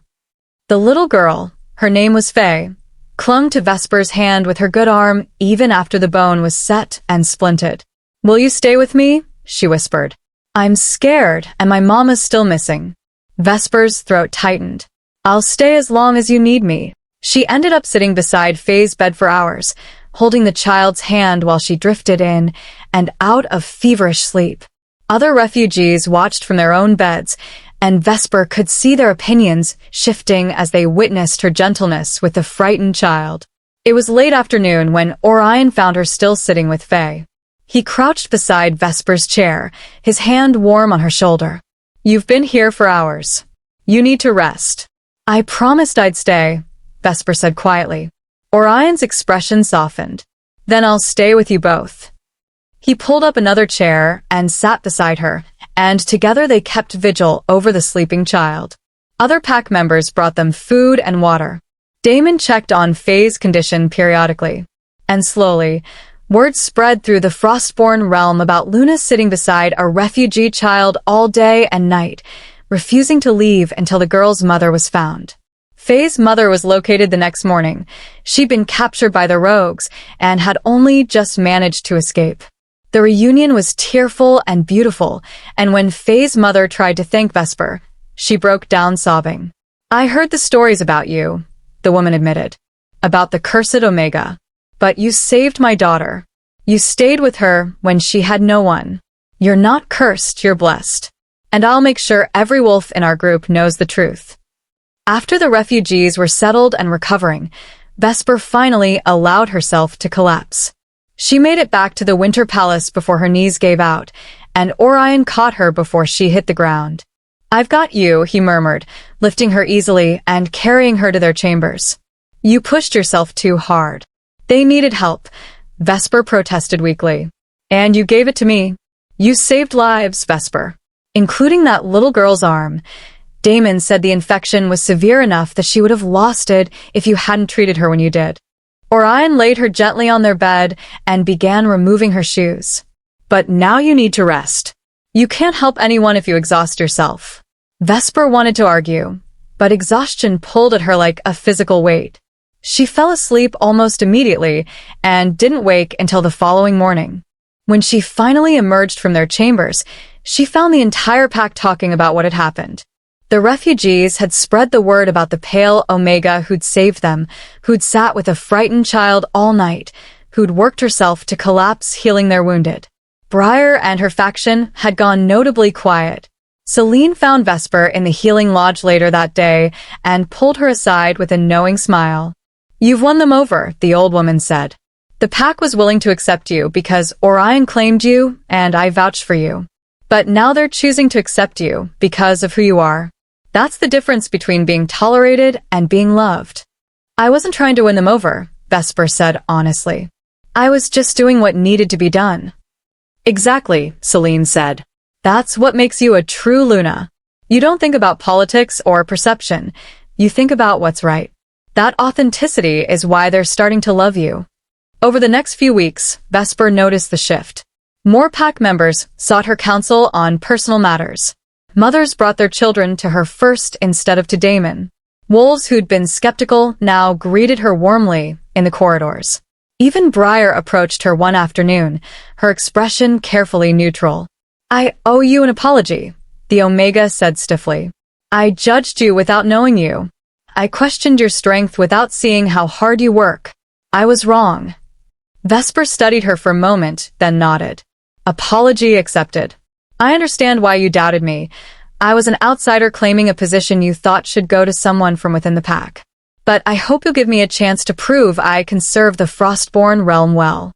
Something shifted in Briar's expression. Respect, perhaps, or at least acknowledgement. "You're already proving it. And for what it's worth, I think Orion chose well." It wasn't a warm friendship, but it was peaceful. And Vesper would take it. That evening, as she and Orion walked through the valley together watching the aurora borealis dance across the sky in ribbons of green and blue, Vesper felt something settle inside her. "I think I'm starting to believe it," she said quietly. "Believe what?" Orion asked, pulling her closer against the cold. "That I belong here. That I can do this. That maybe, just maybe, I'm not cursed after all." Orion stopped walking and turned her to face him, his hands cupping her face. The aurora's light played across his features, making his ice blue eyes glow. "You were never cursed, my love. You were always exactly who you were meant to be. It just took you finding the right place and the right person to see it." He leaned down slowly, giving her time to pull away if she wanted. But Vesper didn't want to pull away. She wanted this, wanted him, with a certainty that had been growing steadily over the past 3 months. She rose on her toes and closed the distance between them. The kiss was different from the ones they'd shared before. Those had been gentle, careful, testing. This was claiming. This was certainty. This was Vesper finally allowing herself to believe in the possibility of forever. Orion kissed her back with a passion he'd been holding in check for months, his arms wrapping around her waist and pulling her flesh against him. She could feel his heart hammering against her chest, could feel the tremor in his hands where they gripped her. When they finally broke apart, both breathing hard, Orion rested his forehead against hers. "I love you," he said, his voice rough with emotion. "I love you so much it terrifies me. If anything ever happened to you—" "Nothing's going to happen to me," Vesper interrupted. "I'm safe here. With you. With our pack." She paused, the word feeling strange and wonderful on her tongue. "Our pack, Orion. Not just yours." Ours. "Ours," he agreed, smiling so widely it made him look years younger. "So you're staying? You're truly choosing this. Choosing us." "I'm choosing love," Vesper said simply. "I'm choosing to stop running from happiness because I'm afraid it'll be taken away. I'm choosing to trust in us, in what we have, in what we could build together." She took a deep breath, steadying herself for what she needed to say next. "I'm not ready to complete the mate bond yet. I'm still scared of that final step. But I want you to know that I'm trying. I'm working on it. And one day, maybe not soon, but one day, I'll be ready. I'll wait," Orion said immediately. "However long it takes. I meant what I said before. I'd rather have you unmarked than lose you to fear. Take all the time you need." They stood there beneath the dancing lights, holding each other and watching the sky paint itself in impossible colors. And Vesper felt something she'd thought was lost forever. Hope. Pure, uncomplicated hope that her future might actually include the happiness she'd always been too afraid to reach for. 3 months ago, she'd been alone in a stone cairn, convinced she was cursed to kill anyone who tried to love her. Now she stood in the heart of the Frostborne realm, surrounded by wolves who were beginning to love her, held by a man who'd waited with infinite patience for her to heal. Maybe the moon goddess really did have a plan. Maybe every tragedy, every loss, every moment of isolation had been leading her here, to this place, this pack, this love. Vesper couldn't see the future. Couldn't know if she'd ever be brave enough to complete the mate bond. Couldn't guarantee she wouldn't wake up one day consumed by fear again. But standing beneath the aurora with Orion's arms around her, she finally believed that trying was worth the risk. And for now, that was enough. Chapter 9, Journey to Forever. 3.5 months after arriving at the Frostborne realm, Vesper stood in the great hall addressing the entire pack for the first time. Her hands trembled slightly as she looked out at the sea of faces, hundreds of wolves watching her with varying degrees of curiosity, respect, and expectation. Orion stood beside her, his presence steady and reassuring, but he'd made it clear this was her moment. Her chance to step fully into the role of Luna. "I know many of you still have questions about me," Vesper began, her voice carrying through the hall with more confidence than she felt. "About where I came from, why your Alpha Sovereign chose me, whether I'm worthy of leading beside him." She paused, meeting the eyes of wolves throughout the crowd. "I won't pretend I have all the answers. I won't claim I'm perfect or that I always know what I'm doing. 3 months ago, I was living alone in a mountain cairn, convinced I was too dangerous to be around other wolves." Murmurs rippled through the crowd, but Vesper pressed on. "I'd lost 2 mates to what I thought was a curse. My birth pack exiled me, called me Death's Bride, and I believed them. I spent 3 years punishing myself for deaths that I now understand weren't my fault." She saw understanding dawn on some faces, wolves who'd heard the rumors but were now hearing the truth directly from her. But the moon goddess had different plans. "She sent your Alpha Sovereign and his sworn brothers to my door during a blizzard. And when I opened that door, despite my fear, everything changed." Vesper's voice grew stronger. "I'm not going to promise you that I'll be a perfect Luna, but I promise I'll work every day to earn your trust. I'll use my healing gift to care for the sick and injured. I'll listen to your concerns and advocate for your needs. I'll stand beside your Alpha Sovereign as he leads us, and I'll do everything in my power to make the Frostborne realm stronger." She took a deep breath. "And I ask that you give me the chance to prove myself, Not as some prophesied savior, not as someone marked by tragedy, but as Vesper. Just Vesper. A wolf who wants nothing more than to serve this pack and call it home. The silence that followed felt eternal. Then Celine stood from her seat, her aged voice ringing out clear and strong. I accept you as Luna. Not because of prophecy or politics, but because I've watched you work yourself to exhaustion, healing our wounded. Because I've seen you sit with frightened children and comfort grieving families. Because you've proven yourself worthy through your actions. One by one, other wolves stood. The refugees Vesper had treated. Pack members she'd helped in small and large ways over the past months. Damon and the sworn brothers. Even Briar, her former detractor, rose to her feet. Within minutes, the entire pack was standing, a silent acknowledgement of acceptance that made Vesper's eyes burn with tears. Orion's hand found hers, squeezing gently. When she looked at him, the pride and love in his eyes nearly undid her completely. The Frostborne realm recognizes Vesper as our Luna, Orion announced, his voice carrying the weight of his authority. She has my complete trust and my eternal devotion. Any wolf who serves me serves her as well. The pack howled, a sound that started low and built to a crescendo that shook the rafters of the great hall. It was acceptance. It was welcome. It was home. After the assembly, Vesper found herself surrounded by well-wishers. Wolves she'd healed thanked her again. Mothers introduced her to their children. Elders shared stories about previous Lunas and offered advice for navigating her new role.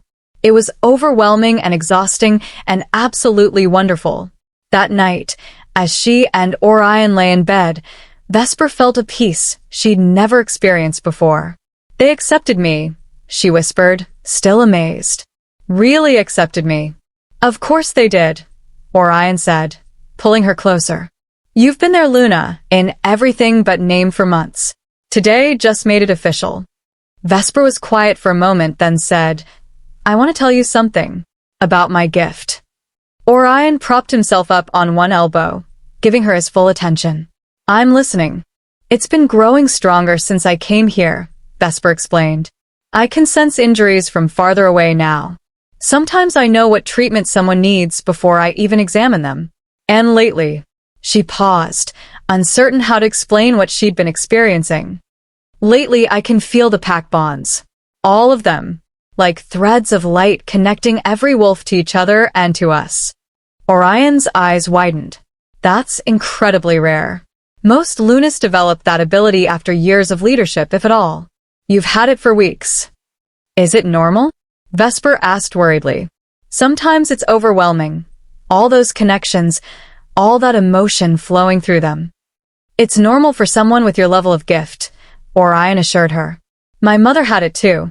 She used to say it was like being able to feel the pack's heartbeat. When something was wrong, when wolves were hurting or angry or scared, she'd know immediately. That's exactly what it's like, Vesper said, relieved to have it confirmed. I felt it today during the assembly. All that uncertainty turned to acceptance.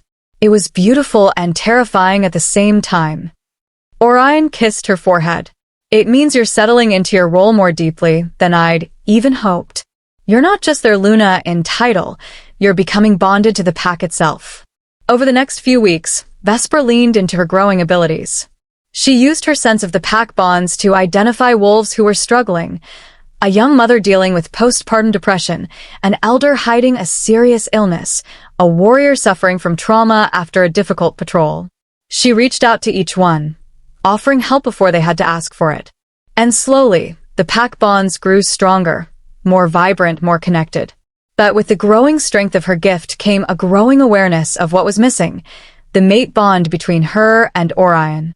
She could feel every other significant bond in the pack, parent to child, sibling to sibling, the soul bonds between mated pairs like Asher and Ronan. But between her and Orion, there was only the connection they'd built through time and choice and love. It wasn't weak, but it wasn't complete either. One evening, Celine pulled Vesper aside after a healing lodge session. You're thinking about the mate bond, the old woman said, without preamble. Vesper didn't bother asking how she knew. Celine saw everything. I can feel how strong the bond could be, Vesper admitted. It's like there's a space waiting to be filled. But every time I think about completing it— You remember the others who died, Celine finished. Yes. Vesper's voice was barely a whisper. What if I'm wrong? What if Orion isn't my true mate? What if I mark him, and he dies like Marcus and Cain? Celine was quiet for a long moment. Can I tell you what Queen Lina told me about true mate bonds? Vesper nodded. She said that true mates know each other on a soul level before the physical bond is ever formed. She said that the marking ceremony isn't what creates the connection. It only makes visible what was always there. Celine took Vesper's hand. You already have a bond with Orion, child. You've had it since the moment you opened your door to 12 dying wolves. The marking would simply be acknowledging what your souls already recognize. But how can I be sure? Vesper asked desperately. How did you feel when Marcus and Cain marked you? Celine asked. Vesper thought back, really examining those memories for the first time without flinching away from the pain. Wrong, she admitted. Even before they died, something felt wrong. Like I was wearing clothes that didn't fit. Like I was trying to force myself into a shape I was never meant to take. And how do you feel about Orion? Right, Vesper said immediately. Like coming home. Like finding a piece of myself I didn't know was missing. She paused, the realization hitting her fully. It never felt wrong with him. Not once. Even when I was terrified, even when I was sure I was cursed, being with Orion has always felt right. Celine smiled. That's how you know, child. Not through logic or analysis or even through these gifts the moon goddess gave you. You know because your soul recognizes its match. I'm still scared, Vesper whispered. That's natural. You've been hurt badly. But you're also stronger now than you were 3 months ago. Strong enough to take this final step when you're ready. What if I'm never ready? Celine's expression softened. Then you and Orion will build a life together without the bond. It won't be traditional, but it'll be yours. Love doesn't require a marking ceremony to be real, Vesper. The ceremony just makes official what the heart already knows. Vesper carried Celine's words with her over the following days. She watched Asher and Ronan, saw how their soul bond manifested, the way they moved in perfect synchronization, the way they could communicate without words, the absolute certainty that they belonged together. And she realized she had all of that with Orion already. Maybe not to the same intensity as a soul-bonded pair, but the foundation was there. The recognition. The rightness. She just had to be brave enough to acknowledge it. Winter deepened into its harshest months, and the Frostborne realm transformed into a world of ice and snow and crystalline beauty. Vesper had never seen anything like it. The way the aurora borealis danced almost every night, the way the winter palace glowed from within like captured starlight, the way the entire valley seemed to exist outside of normal time. She and Orion fell into patterns that felt like they'd been established for years rather than months. Morning walks through fresh snow, discussing packed business and personal dreams. Afternoons spent in their respective duties, him leading, her healing. Evenings together in their chambers, reading or talking or simply existing in companionable silence. And always, always, the patient affection between them. Orion never pushed for more than Vesper was ready to give. He kissed her with passion, but stopped when she tensed. He held her through nightmares without complaint.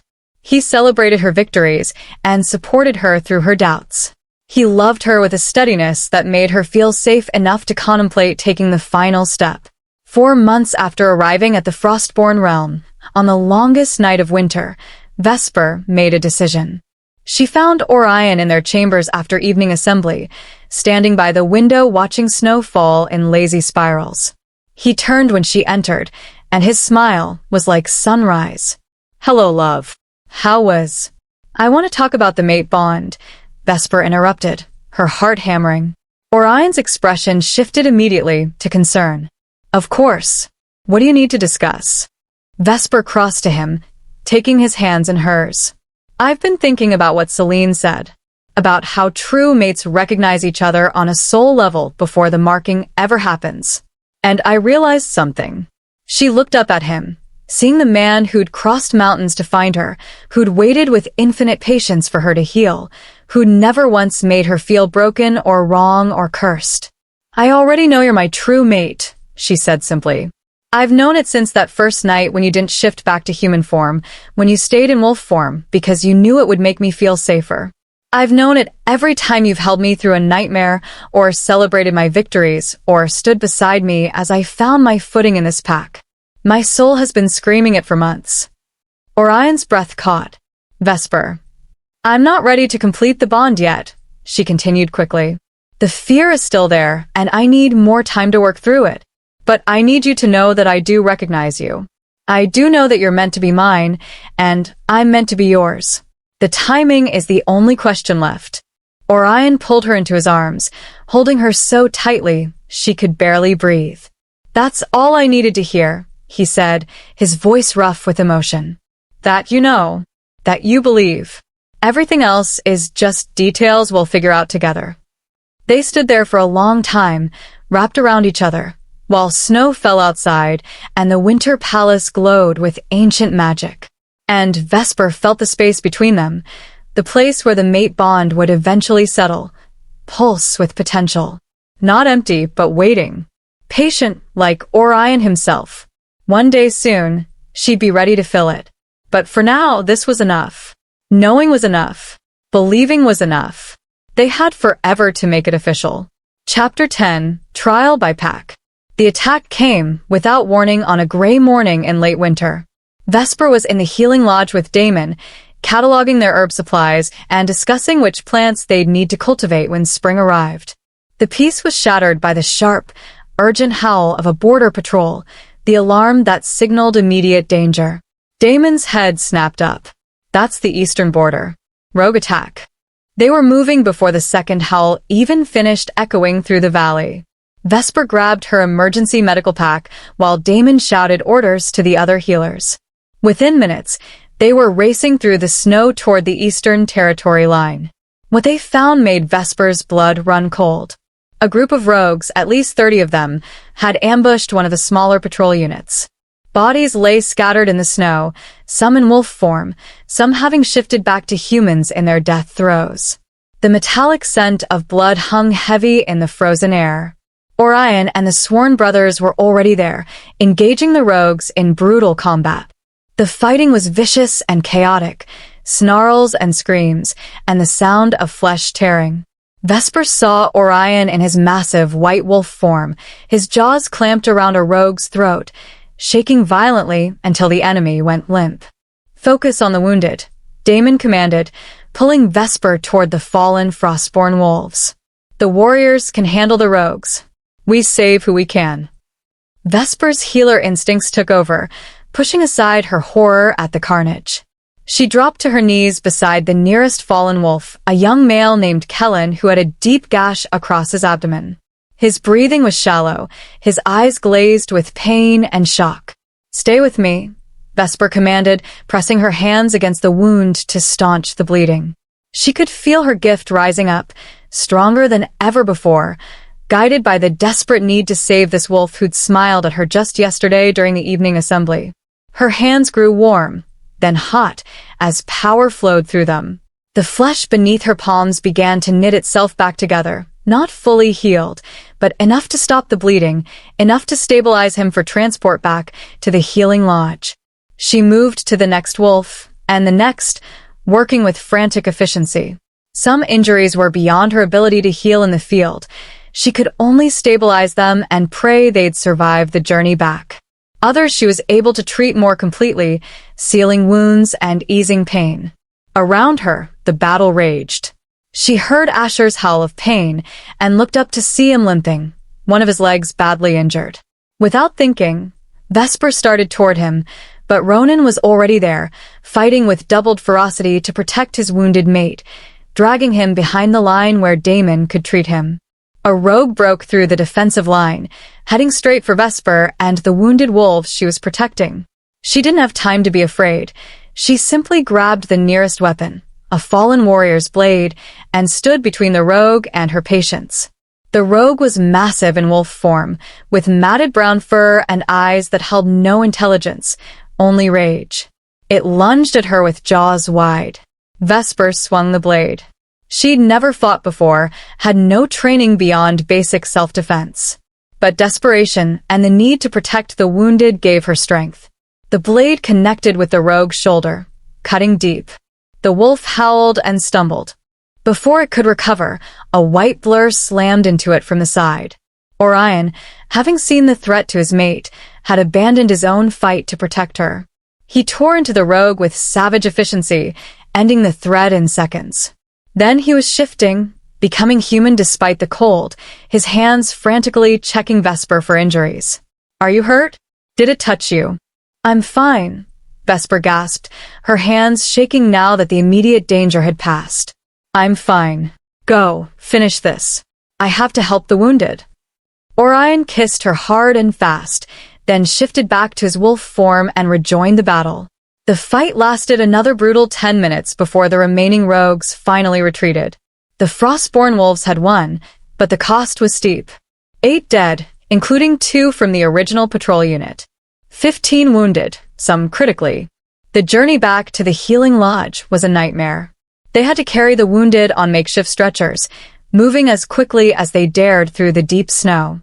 Vesper walked beside the most critically injured, her hands constantly on them, using her gift to keep them stable even as exhaustion pulled at her. By the time they reached the healing lodge, she was swaying on her feet. Damon took one look at her and growled, "You're going to collapse if you don't pace yourself."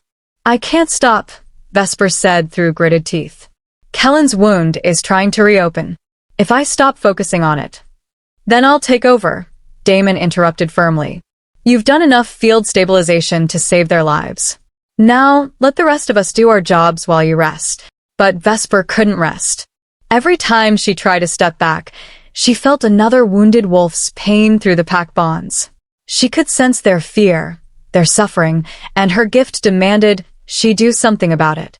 She worked through the afternoon and into the evening, treating wounds and easing pain, and using every technique her grandmother had taught her plus a few she invented on the spot. Other healers worked alongside her, following her instructions without question. It was near midnight when she finally finished with the last patient. Kellen, the young male who'd been gutted in the initial attack, was sleeping peacefully, his wound healing cleanly thanks to Vesper's intervention. The others were stable, resting, their prognosis good. Only then did Vesper allow herself to acknowledge her own exhaustion. She stumbled out of the healing lodge into the cold night air, intending to make her way back to the Winter Palace. Instead, her knees gave out, and she sat down hard in the snow. Orion found her there minutes later. Without a word, he scooped her up and carried her back to their chambers. He ran a hot bath, helped her undress with clinical efficiency despite her protests that she could do it herself, and settled her into the steaming water. "You saved 12 lives today," he said quietly, kneeling beside the tub and washing blood from her hair with gentle hands. "Damon said at least 5 of them would have died if you hadn't been there to stabilize them in the field." 8 still died, Vesper whispered, tears finally coming now that the crisis had passed. 8 wolves I couldn't save. 8 wolves who died fighting, not from lack of treatment. Orion corrected firmly. "You can't save everyone, love. Not even with a gift as powerful as yours." "I should have been faster. Better. Stronger." Orion cupped her face, forcing her to meet his eyes.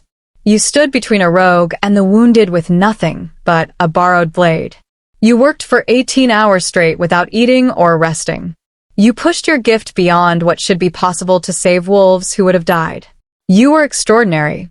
Vesper leaned into his touch, too exhausted to argue. "How's Asher?" "Healing." "Ronan won't leave his side, but Damon says the leg will be fine in a few days." Orion smiled slightly. Apparently soul-bonded pairs heal faster when they're together. Something about the bond reinforcing their natural abilities. After the bath, Orion dressed Vesper in warm sleeping clothes and tucked her into bed. He climbed in beside her, pulling her against his chest. "The Pack Council wants to meet tomorrow," he said quietly, "to discuss the attack and our response. They'll want to hear from you from their Luna, who stood on the battlefield today." I'm not a warrior, Vesper protested. No, you're a healer who became a warrior when your pack needed you to be. That's even more impressive. Orion's hand stroked her white hair. You're everything a Luna should be, Vesper. Strong when necessary, gentle when possible, and absolutely devoted to protecting your people. Vesper wanted to argue, but sleep was pulling at her with irresistible force. Her last conscious thought was that she'd finally started thinking of them as her people instead of Orion's pack. She was truly becoming Luna. The council meeting the next day was intense. The attack had shaken the pack's sense of security, and everyone had opinions about how to respond. Some wanted immediate retaliation, hunting down the rogue pack and eliminating them completely. Others advocated for strengthening borders and increasing patrol numbers. A few suggested reaching out to neighboring packs to form an alliance against the growing rogue threat. Vesper listened to all of it, seated beside Orion at the head of the council table. She'd never attended a war council before, and part of her felt like an imposter. What did she know about military strategy? But when the discussion turned to the wounded and what resources would be needed for their continued care, Vesper found her voice. We need to increase our medicinal herb stores, she said firmly. Yesterday showed how quickly we can go through supplies during a major incident. I propose we establish greenhouse cultivation, so we're not dependent on seasonal foraging. The council members looked at her with respect. One of the senior warriors, a grizzled male named Gareth, nodded approvingly. Sound thinking, Luna. We should have implemented that years ago. We also need to train more healers, Vesper continued, gaining confidence. Damon and I can't be everywhere at once. If we have trained healers embedded with each patrol unit, they can provide immediate field care instead of waiting for us to arrive. I like it, Orion said, his pride in her evident. What else? Vesper took a deep breath. I think we should offer sanctuary to any wolves fleeing the rogues. Word will spread about yesterday's attack. Refugees will know the Frostborne realm is willing to fight to protect those who seek shelter here. If we make it an official policy, we'll grow stronger while the rogues grow weaker. Silence followed her words. Then Celine spoke up from her seat at the far end of the table. The girl speaks wisdom. Every wolf we save is one less recruit for the rogues and one more defender for our realm. Plus, it's simply the right thing to do. The council voted unanimously to implement Vesper's suggestions. By the time the meeting ended, she'd proven herself not just as a healer, but as a strategic thinker who understood both compassion and practicality. Over the next several weeks, the Frostborne realm transformed according to Vesper's vision.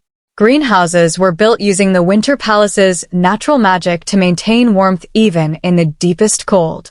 Young wolves were recruited and trained in basic field medicine. Border patrols were reinforced, and watchtowers were established at key points.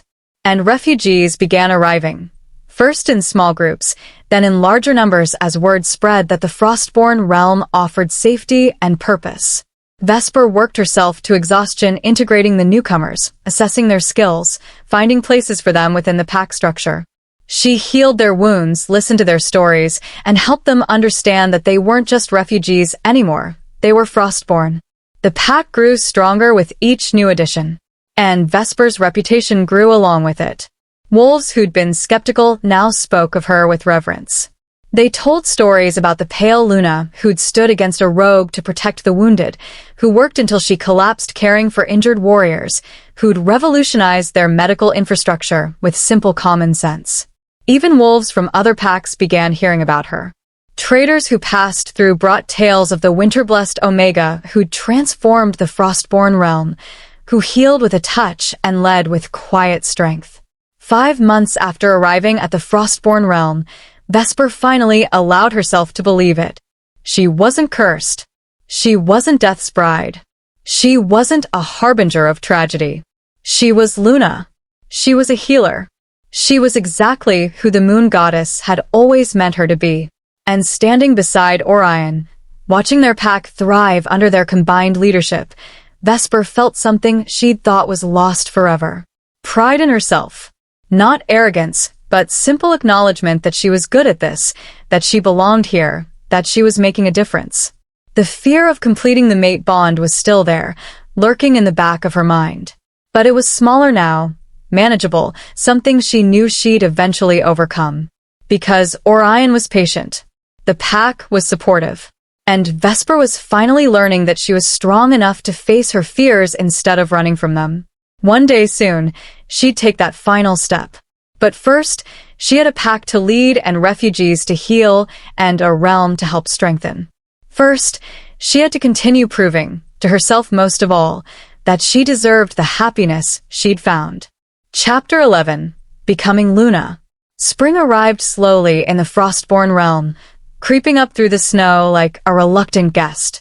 Vesper watched from the Winter Palace windows as the first green shoots pushed through melting ice, as streams began flowing again with rushing water, as the world transformed from white to a dozen shades of green and brown and gold.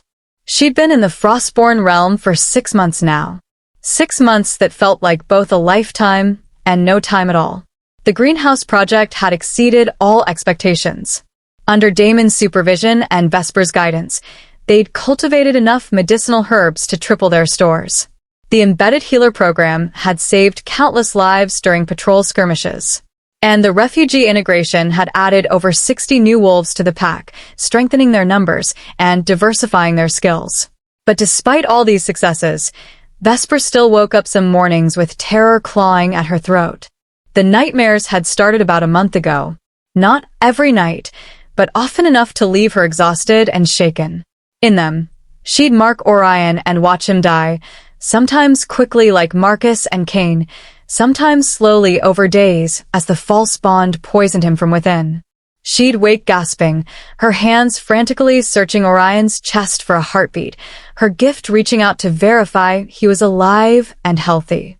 And every time, he'd wake with her, pulling her close and murmuring reassurances until she calmed. "It's just fear," he'd say. "Fear doesn't predict the future. It just tries to steal your present." But the nightmares were getting worse, not better. And Vesper was starting to wonder if some part of her would always be too broken to complete the mate bond. On a warm spring morning, Celine found Vesper in the healing lodge, grinding herbs with more force than necessary. The old woman watched for a moment, then said simply, "Come with me." Vesper wanted to refuse. She had work to do, patients to check on, herbs to prepare. But something in Celine's expression stopped her protests. She set down her mortar and pestle and followed. Celine led her out of the valley, up a winding mountain path that Vesper had never explored. They climbed for over an hour, until they reached a plateau that overlooked the entire Frostborne realm. The view was breathtaking. The valley spread below them like a living map, the Winter Palace glittering in the sunlight, the main lodge surrounded by smaller cabins, wolves moving through the settlement like ants from this height. Beyond it all, mountains stretched to the horizon in waves of white and gray and deep blue. "This is Luna's overlook," Celine said, settling herself on a flat rock. "Every Luna before you has come here when she needed perspective."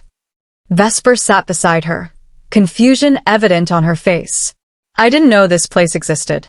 "Because you haven't needed it until now." Celine's sharp eyes studied her. "You're spiraling, child. I can see it in how you work yourself to exhaustion, in how you avoid quiet moments with Orion, in the shadows under your eyes from nightmares." Vesper's throat tightened. "How did you?" "I'm old, not blind. And I've seen this pattern before." Celine's voice was gentle. "You're so close to having everything you've ever wanted that the fear of losing it is paralyzing you. It's easier to keep yourself busy, to focus on everyone else's problems, than to face your own terror." "I don't know how to stop being afraid," Vesper whispered. "I've tried. I've reasoned with myself, reminded myself that Orion is different, that the circumstances are different. But my body remembers holding Marcus as he died. My hands remember the feeling of Cain's heart stopping beneath them. And no amount of logic can erase that trauma." "No, it can't," Celine agreed. "But you're not trying to erase it, child. You're trying to let it coexist with your love for Orion. You're trying to be both afraid and brave at the same time. And that's the hardest thing any wolf can do." Vesper looked out at the valley, at the home she'd built here. "What if I'm never ready? What if 6 months becomes a year, becomes 5 years, becomes forever? Orion says he'll wait, but that's not fair to him. He needs a properly bonded Luna. The pack needs heirs. I'm holding everyone back because I can't get past my own fear. Let me tell you a story, Selene said, about Queen Lyanna and how she came to be Orion's father's mate. Vesper turned to look at the old woman, surprised. Orion had told her some stories about his mother, but never the full tale of how his parents met. Lyanna was a seer from a small mountain pack, Selene began. She started having visions when she was very young, terrible visions of death and destruction that came true with awful precision. Her pack feared her gift. They cursed her, said she brought misfortune wherever she went. The parallels to Vesper's own story made her shiver. When she was 18, she had a vision of her entire pack being slaughtered by rogues. She told the Alpha, begged him to evacuate, to seek shelter with a larger pack. He didn't believe her, called her a liar trying to spread panic. So Lyanna ran. She left in the middle of the night, fleeing to save herself from the death she knew was coming. And the pack? Vesper asked quietly. Slaughtered 3 days later, exactly as she'd foreseen. Selene's voice was heavy with old sorrow. Lyanna spent the next 5 years wandering, alone and guilt-ridden, convinced she could have done more to save them. Convinced her gift was a curse that brought only pain. How did she meet Orion's father? He found her during a blizzard, dying of exposure in the mountains. He brought her back to the Frostborne realm, and she spent months healing, both physically and emotionally. She fell in love with him, but she refused to complete the mate bond. She was terrified that her presence would bring destruction to the Frostborne the same way it had brought destruction to her birth pack. Vesper's heart ached for the young woman Lyanna had been. What changed? A rogue attack, actually, similar to the one you survived. Selene smiled slightly. Lyanna had a vision of the attack days before it happened. She told Orion's father, and this time, someone believed her. They prepared, reinforced defenses, and positioned warriors. When the rogues came, Frostborne was ready. They won decisively with minimal casualties. Because she warned them, Vesper said, understanding Dawn. Because she warned them, Selene confirmed. That's when Lyanna realized her gift wasn't a curse, it was a tool. Used correctly, with people who trusted her, it could save lives instead of failing to prevent deaths. Her perspective had been wrong all along. She wasn't cursed. She was powerful. And she'd been wasting that power by hiding from it. Selene turned to face Vesper fully. You're doing the same thing, child. You're so focused on the 2 males you couldn't save that you're ignoring the hundreds you have saved. You're so terrified of causing death that you're refusing to fully embrace the life you could have with Orion. But Marcus and Cain were tragic losses that taught you something crucial. Not everyone is meant for you, no matter how much they want to be. Their deaths weren't your failure. They were the moon goddess's brutal way of showing you that you needed to wait for the right one. Selene squeezed Vesper's hand. And you found him. You know you found him. You've known it for months. The only thing stopping you now is fear, and fear is a terrible master.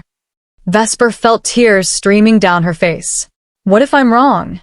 What if my instincts are wrong and Orion isn't my true mate and I kill him? Then you'll grieve for him and survive, just like you survived Marcus and Cain. But Vesper, Selene's voice turned fierce. You won't be wrong. I've seen hundreds of mated pairs in my long life. I've seen true mates and chosen mates and forced bonds that barely held. And I've never seen a connection as strong as what you and Orion share. The bond between you is so obvious that wolves who don't even know about true mate omegas can see it. How do I stop being afraid? Vesper asked desperately. You don't, Selene said simply. You accept that fear is part of loving deeply. You accept that every good thing in life comes with the risk of losing it. And then you choose to love anyway because the alternative, living in fear and denial, is worse than any loss could be. They sat in silence for a long time, watching the sun move across the sky and paint the valley in shifting light. Vesper let Selene's words sink into her bones, let herself really examine her fear for the first time without flinching away. She was afraid. But she was also brave. She'd proven that over and over in the past 6 months. She'd faced a rogue to protect her patients. She'd stood before the entire pack and asked for acceptance. She'd opened her heart to Orion despite every instinct screaming at her to stay isolated. She could do this too. She could take this final step. How did Lina finally complete the bond? Vesper asked. Celine smiled. She walked into the great hall during the evening assembly, stood before the entire pack, and announced that she was ready. Then she asked Orion's father to mark her right there, in front of everyone, so there could be no doubt and no delay. She said waiting was worse than the fear, and she was done letting fear control her life. That's terrifying, Vesper said. That's bravery, Celine corrected. And you have that same courage inside you, Vesper. You just need to reach for it. When they returned to the valley, the sun was setting and the evening assembly was gathering in the great hall. Vesper parted ways with Celine, her mind churning with everything the old woman had said. She found Orion in their chambers, reading through reports from the border patrols. He looked up when she entered, and his immediate smile made her heart clench. This man, this patient, devoted, endlessly understanding man who'd waited 6 months without complaint while she worked through her trauma. How was your day? He asked, setting aside his papers. Celine took me to Luna's overlook, Vesper said, moving to sit beside him. She told me about your mother, about how she was afraid to complete the mate bond because she thought her gift was a curse. Orion's expression softened. I didn't know you didn't know that story. My mother struggled for 2 years before she finally accepted that my father was her true mate. She used to say that those 2 years of fear were the biggest waste of her life, because every moment she spent afraid was a moment she could have spent happy. Do you resent me? Vesper asked quietly. For making you wait so long? Never, Orion said fiercely, pulling her into his arms. Not for 1 second. You've been through trauma that would have broken most wolves. The fact that you're here at all, that you've built a life with me and the pack, that you've opened your heart despite your fear, that's more than I ever dared hope for. Vesper pressed her face against his chest, breathing in assent. I love you, she whispered. I love you so much it terrifies me. Because if I lost you, you won't lose me, Orion interrupted gently.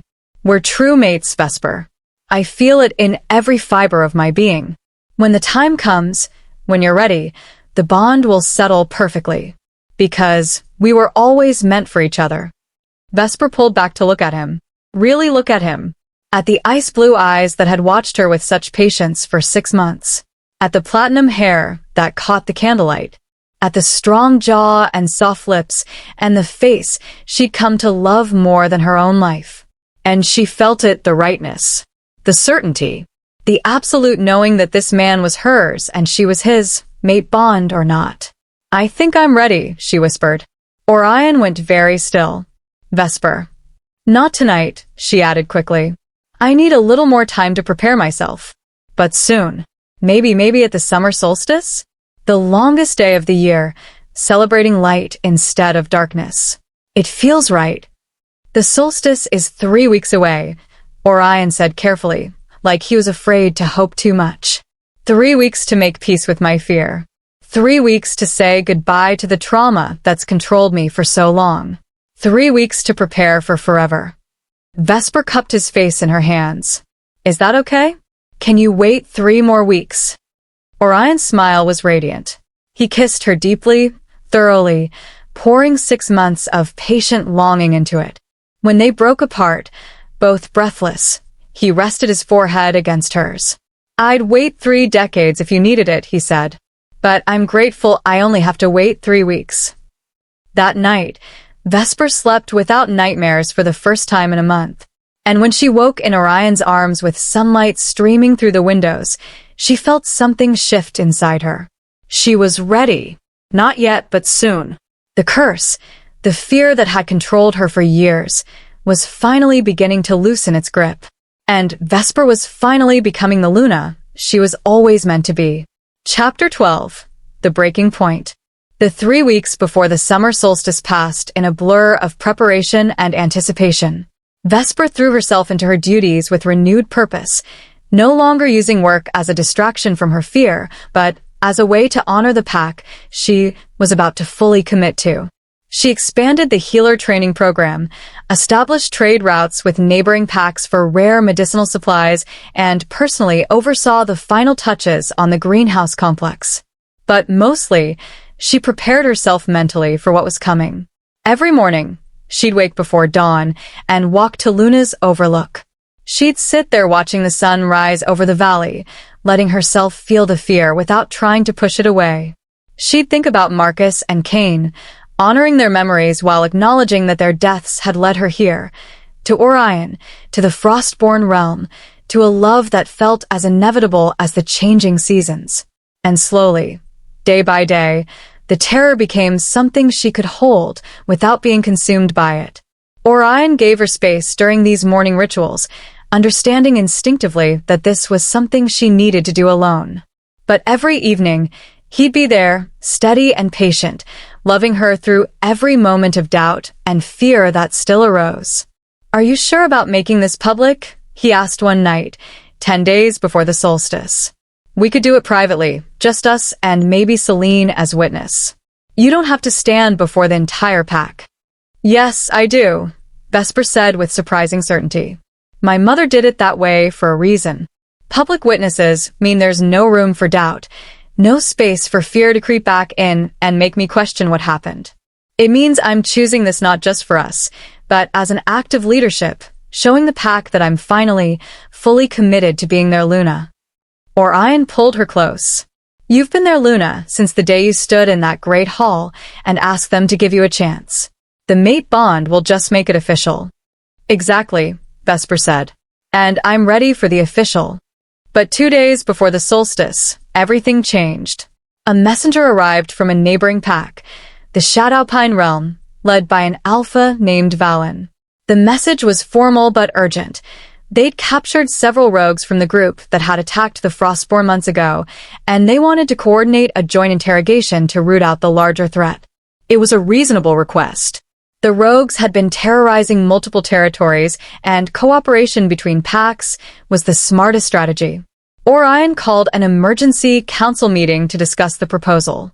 Vesper attended as Luna, sitting at Orion's right hand and listening to the debate. Most council members supported the alliance. The rogues were a common enemy, and working together made tactical sense. But one council member, an older male named Theron who'd always been skeptical of Vesper, raised an objection. "With all due respect, Alpha Sovereign," Theron said carefully, "should we really be entering into strategic alliances when our leadership structure is still incomplete?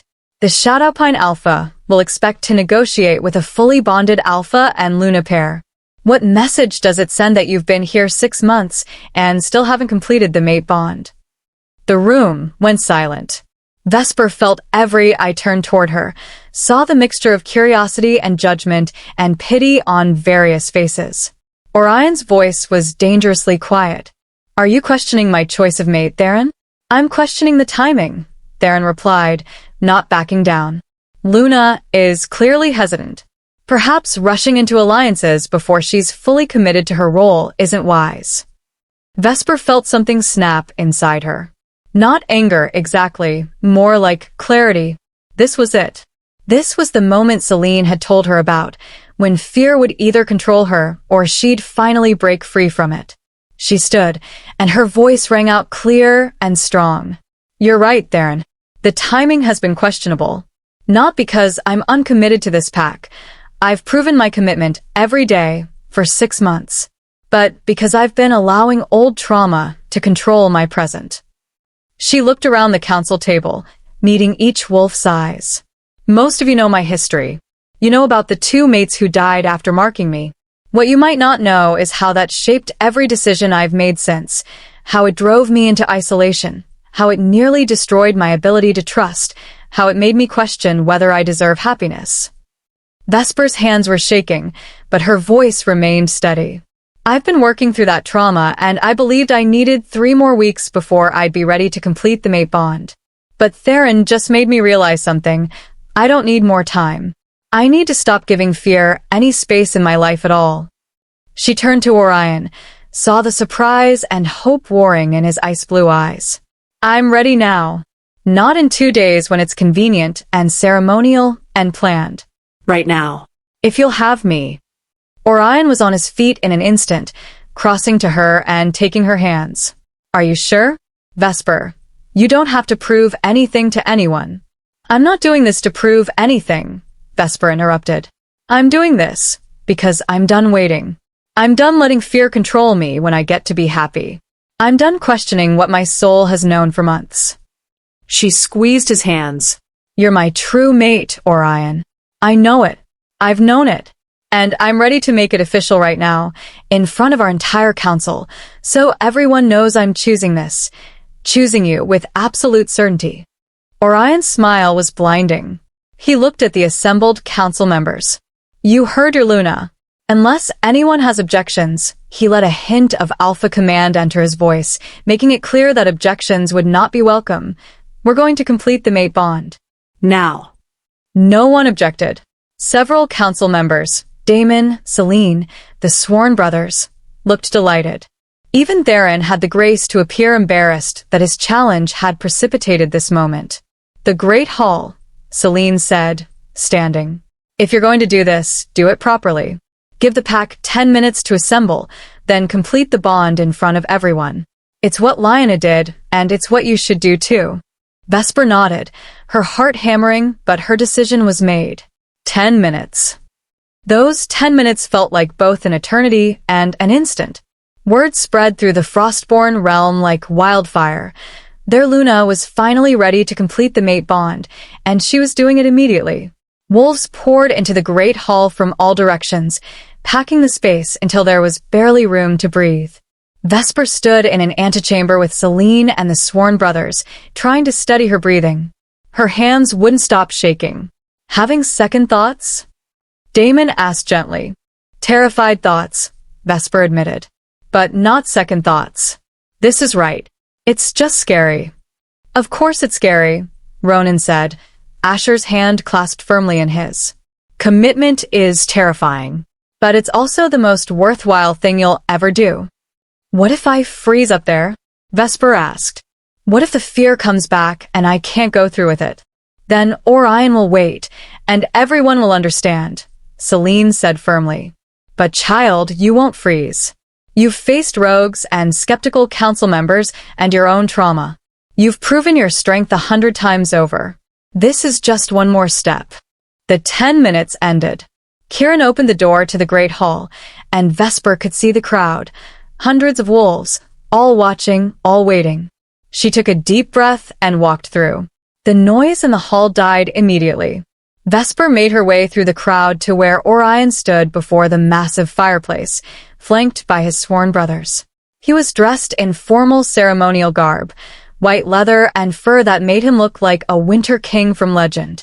When he saw her, his entire face transformed with love and pride and barely contained joy. Vesper walked up to him, ignoring the trembling in her legs, and took his hands in hers. I have something to say, she announced, her voice carrying through the silent hall. Before we do this, I need to speak. Orion nodded, never taking his eyes from hers. Vesper turned to face the assembled pack. 6 months ago, I arrived here believing I was cursed, that I brought death to anyone who tried to love me, that I was better off alone. Her voice grew stronger. I was wrong. I wasn't cursed. I was lost. And this pack, this man, this life you've all helped me build. You found me. You saved me. You showed me that my past doesn't define my future. She looked back at Orion. You waited for me with a patience I didn't deserve. You loved me through my fears and doubts and nightmares. You never made me feel broken or wrong or like I was holding you back. You just loved me steadily and constantly until I could learn to love myself again. Tears streamed down her face now, but she didn't care. I'm ready now. Not because anyone pushed me, not because of politics or pressure, but because I finally believe what you've been telling me for 6 months. We're meant for each other. And I'm done being afraid of that truth. Orion cupped her face in his hands, his own eyes bright with unshed tears. Are you absolutely certain? Because once I mark you, There's no going back. We'll be bonded for life. I'm certain, Vesper said, her voice clear and strong. Mark me, Orion. Make me yours. Let me make you mine.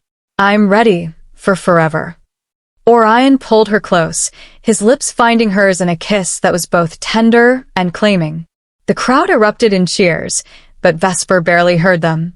All her focus was on Orion, on his warmth, his strength, the rightness of being in his arms. He broke the kiss only to tilt her head to the side, exposing the curve of her neck where it met her shoulder. His breath was hot against her skin. I love you, he murmured. Always and forever. Then his teeth sank into her flesh. The pain was sharp but brief, immediately followed by a rush of sensation that took Vesper's breath away. She felt the mate bond snap into place, not forcing a connection that didn't want to exist, but simply making visible what had always been there. It was like coming home, like finding a piece of herself she hadn't known was missing, like every good thing in her life suddenly crystallizing into one perfect moment of absolute certainty. The bond flooded through her, Orion's love, his devotion, his unwavering belief in her. She felt his wolf recognizing her as mate, felt their souls intertwining in a way that was both foreign and completely natural. And most importantly, Orion's heart kept beating, strong and steady and alive. He wasn't dying. There was no rejection, no violent repudiation of the bond. Just perfect, beautiful acceptance. Vesper gasped as Orion withdrew his teeth and licked the wound to seal it. The marking was complete.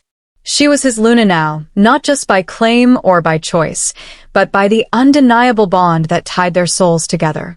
Your turn, Orion said softly, tilting his own head to expose his neck. Vesper's hands shook as she reached up to steady herself against his shoulders.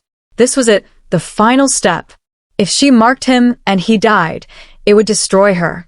But if she didn't mark him, the bond would be incomplete, unbalanced. She looked into his ice-blue eyes and saw absolute trust. He wasn't afraid. He knew, just like she did, that this was right. Vesper let her wolf rise to the surface, felt her canines lengthen. Then she bit down, sinking her teeth into the curve of Orion's neck. The bond intensified immediately, becoming bidirectional. Now she could feel everything, his strength, his certainty, his overwhelming love. She felt his wolf howling with joy, felt the rightness of this claim singing through both their souls. And his heart kept beating, strong and steady and alive. Vesper pulled back, sealing the wound with her tongue, and looked up at Orion through tear-blurred vision. You're alive, she whispered. You're alive and the bond is perfect and I didn't kill you.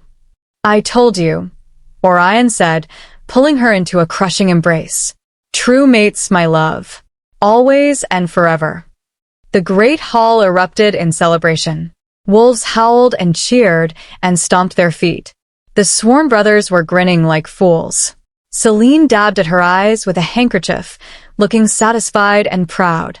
Vesper buried her face in Orion's chest and cried, great heaving sobs of relief and joy and overwhelming gratitude.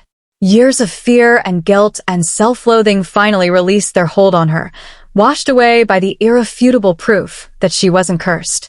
She was blessed. She was loved. She was exactly where she belonged. When she finally pulled herself together enough to face the crowd again, Vesper saw nothing but acceptance and joy on the faces around her. These wolves, her wolves now, had witnessed her vulnerability and her strength, and they loved her for both. The Frostborne realm welcomes our fully bonded Luna, Orion announced, his voice ringing with pride. Vesper of the Frostborne, blessed by the moon goddess, chosen by destiny, and claimed by love. She is ours, and we are hers. The howling intensified until the rafters shook. That night, after the celebration had finally wound down and they'd escaped to their chambers, Orion made love to Vesper with a passion and tenderness that left her breathless. The mate bond amplified every sensation, let her feel his pleasure as her own, created a feedback loop of intimacy that was almost overwhelming in its intensity. Afterward, lying tangled together in the massive bed, Vesper ran her fingers over the fresh, mate mark on Orion's neck. I can feel you, she whispered in wonder. Not just physically. I can feel your emotions, your thoughts, your wolf. It's incredible. That's what the bond does, Orion said, pressing a kiss to her forehead. We're truly one now. Not in a way that erases our individuality, but in a way that means we'll never be alone again. I'll always know where you are, how you're feeling, what you need. And you'll never doubt that I love you, Vesper added, because you'll be able to feel it through the bond every moment of every day. I never doubted it, Orion said. But yes, feeling it is even better than knowing it.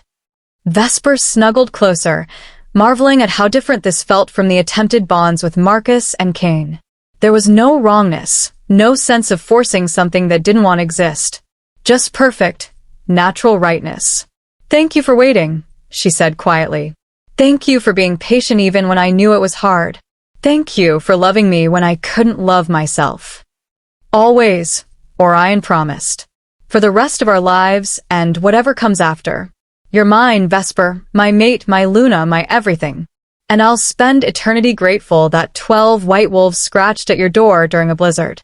Vesper fell asleep with a smile on her face, the mate bond humming contentedly between them, and her heart finally at peace. She wasn't cursed. She never had been. She was blessed. And she was finally home. Chapter 13. Moonmark Ceremony. 5 years later, Vesper stood on the balcony of the Winter Palace, watching the summer solstice celebration unfold below.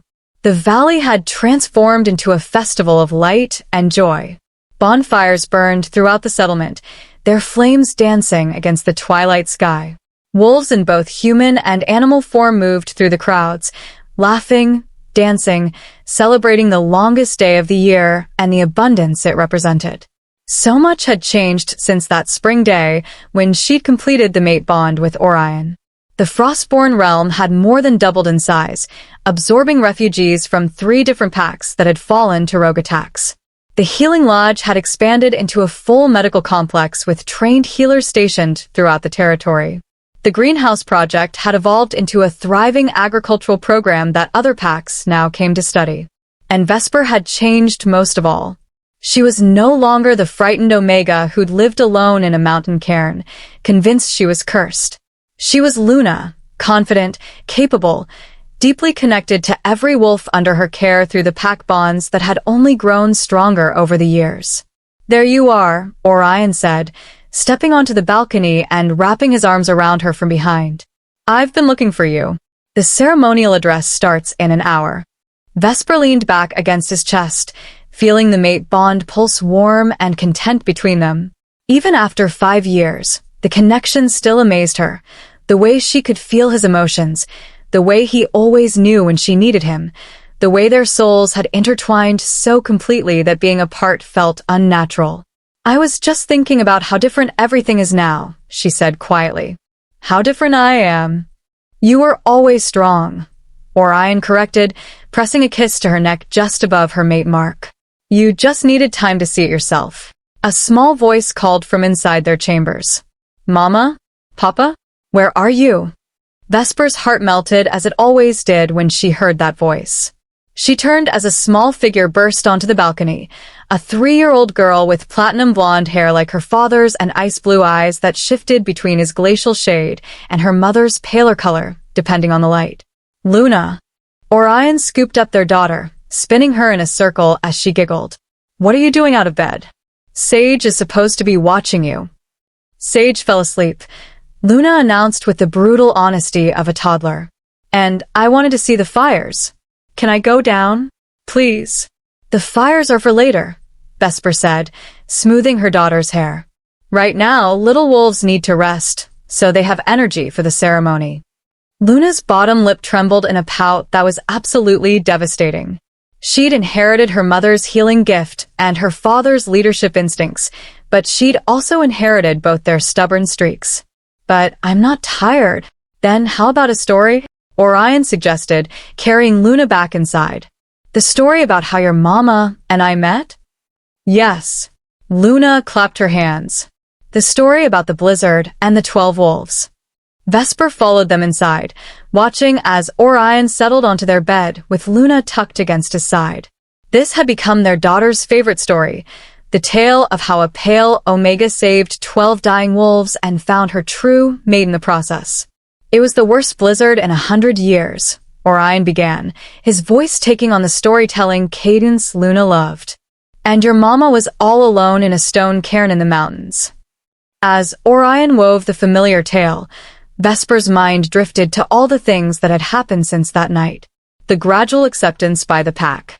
The rogue attacks they'd survived together. The terror and joy of discovering she was pregnant with Luna. The birth itself, which had been difficult and frightening until she'd held her perfect daughter in her arms and knew that every moment of pain had been worth it. Luna had been born with a caul, a thin membrane covering her face that Selene said marked her as blessed by the moon goddess. Like her mother, she'd been born different. But unlike Vesper's experience, Luna would grow up in a pack that celebrated her differences instead of fearing them. And then the wolves turned into men. Luna recited along with her father, knowing this part by heart. 12 handsome warriors who knelt before Mama and asked her to be their Luna. That's right, Orion confirmed, booping her nose. And your mama was very brave. Even though she was scared, she said yes. And that's how the Frostborne realm got the best Luna in all the world. And then you had me, Luna added. And then we had you, Vesper agreed, sitting on the bed beside them. The greatest gift the moon goddess ever gave us. Luna yawned hugely, finally showing signs of tiredness. Will you tell me again why I'm named Luna? Because Luna means moon, Orion explained, stroking her hair. And you were born during the full moon, right here in the Winter Palace, with your mama's white hair and eyes like ice and a gift for healing that showed itself the moment you were born. When I touched Mama's hand, her pain went away, Luna said sleepily, repeating what she'd been told many times. Because I'm a healer like her. Even stronger than me, Vesper said softly. Your gift manifested at birth. Mine didn't show up until I was 5. You're going to do incredible things, little one. But Luna was already asleep, her breathing evening out as exhaustion finally claimed her. Orion carefully transferred her to the small bed in the corner of their chambers, the one they kept there for nights when Luna had nightmares or just wanted to be close to her parents. She's getting so big, Vesper whispered, tucking the blankets around their daughter. Soon she'll be old enough for formal training. And she'll excel at it, just like her mother, Orion said, pulling Vesper close. Speaking of which, we should get ready for the ceremony. The pack will be gathering soon. The summer solstice ceremony was a tradition Vesper had started 3 years ago, inspired by her own journey. It was a night when any wolf in the pack could share their story, their struggles, their triumphs, their fears overcome. It has become the most important celebration of the year, more meaningful even than the winter festivals. Because it was about vulnerability and strength existing together. About being honest about your struggles while celebrating your victories.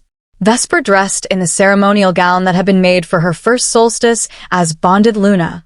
White fur and silk that seemed to glow in the firelight, embroidered with silver threads that caught the light like stars. Orion wore matching formal attire, white leather and fur that marked him as Alpha Sovereign. Together, they looked like winter incarnate, pale and powerful and absolutely united. They left Luna sleeping under Selene's watchful eye and made their way down to the Great Hall, which had been open to the night air for the ceremony. The entire pack had gathered, nearly 800 wolves now, including all the refugees they'd absorbed over the years. When Vesper and Orion stepped onto the raised platform at the front of the hall, the crowd fell silent. Welcome, Orion's voice carried through space. Welcome to the 5th summer solstice ceremony, where we honor the light and the dark both, where we celebrate not just our victories, but the struggles that made those victories possible. Vesper stepped forward. 5 years ago, I stood before you as an unmated Luna, still working through trauma that had defined my life for years. I was terrified of completing the mate bond, convinced that I was cursed to kill anyone who tried to love me. She touched the mate mark on her neck. But this pack, all of you showed me that my past didn't have to define my future. That fear could coexist with bravery. That being broken didn't mean being unworthy of love. She looked out at the sea of faces, seeing her own story reflected in so many of them. Refugees who'd lost their packs but found new homes. Warriors who'd been wounded but had healed. Omegas who'd been told they were weak but had proven their strength. Tonight, we invite anyone who wants to share their journey to step forward, Vesper continued, to be vulnerable about what you've survived and proud of who you've become. Because every story matters. Every struggle deserves to be witnessed. And every victory should be celebrated. The first wolf to step forward was someone Vesper knew well, Faye, the little girl whose broken arm she'd healed 6 years ago during that first refugee crisis. She was 12 now, tall and confident, training to be a healer herself. "My name is Faye," she said, her voice clear and strong. 6 years ago, rogues attacked my birth pack and killed my father. I was separated from my mother during the attack, and I broke my arm running through the forest trying to escape. She looked directly at Vesper. Luna Vesper found me in the healing lodge, a terrified child who thought she'd lost everything. She sat with me through the night, held my hand while I cried, and refused to leave until my mother was found. Faye's voice grew stronger. She showed me that losing something doesn't mean losing everything. That being scared doesn't mean being weak. That healers can be warriors and warriors can be gentle. She saved my life that night, not just my arm, but my spirit. And because of her, I'm going to be a healer too. I'm going to sit with scared children and hold their hands and help them believe they'll be okay. The crowd erupted in approval, wolves howling and stamping their feet. Vesper felt tears prick her eyes as Faye stepped down and another wolf took her place. One by one, wolves shared their stories. A warrior who'd lost his leg in a rogue attack, but had learned to fight even more effectively with a prosthetic. A mother who'd struggled with postpartum depression and had found healing through Vesper's intervention. A young male who'd been rejected by his birth pack for being too small and had found purpose as a scout in the Frostborne. Each story was different, but they all shared common threads: struggle and survival, loss and recovery, fear and courage. When Briar stepped forward, the Omega who'd once challenged Vesper's worthiness, the crowd went quiet with curiosity. "My name is Briar," she said, her voice steady. "And 5 years ago, I was cruel to our Luna. I questioned her strength, her commitment, her worthiness to lead beside our Alpha Sovereign. I did this because I was jealous. I'd wanted to be chosen as Luna myself, and I couldn't accept that the Moon Goddess had picked someone else." She looked directly at Vesper. "I was wrong. In every possible way. Luna Vesper has been the best thing to happen to this pack in generations. She's revolutionized our medical system, doubled our numbers, and shown us all what true leadership looks like. Not domination, but service. Not pride, but compassion." Briar's voice broke slightly. "She's also shown me what grace looks like. After I apologized 5 years ago, she didn't just forgive me. She gave me opportunities to prove myself. She trusted me with responsibilities, included me in her inner circle, and never once held my past behavior against me. She taught me that redemption is always possible if you're willing to do the work." The crowd erupted again, and Vesper felt the mate bond pulse with Orion's pride and love. The ceremony continued for hours, with dozens of wolves sharing their stories. As Luna, Vesper could feel the pack bonds strengthening with each shared vulnerability, each witnessed struggle, each celebrated triumph. This was what community meant, not perfection but honesty.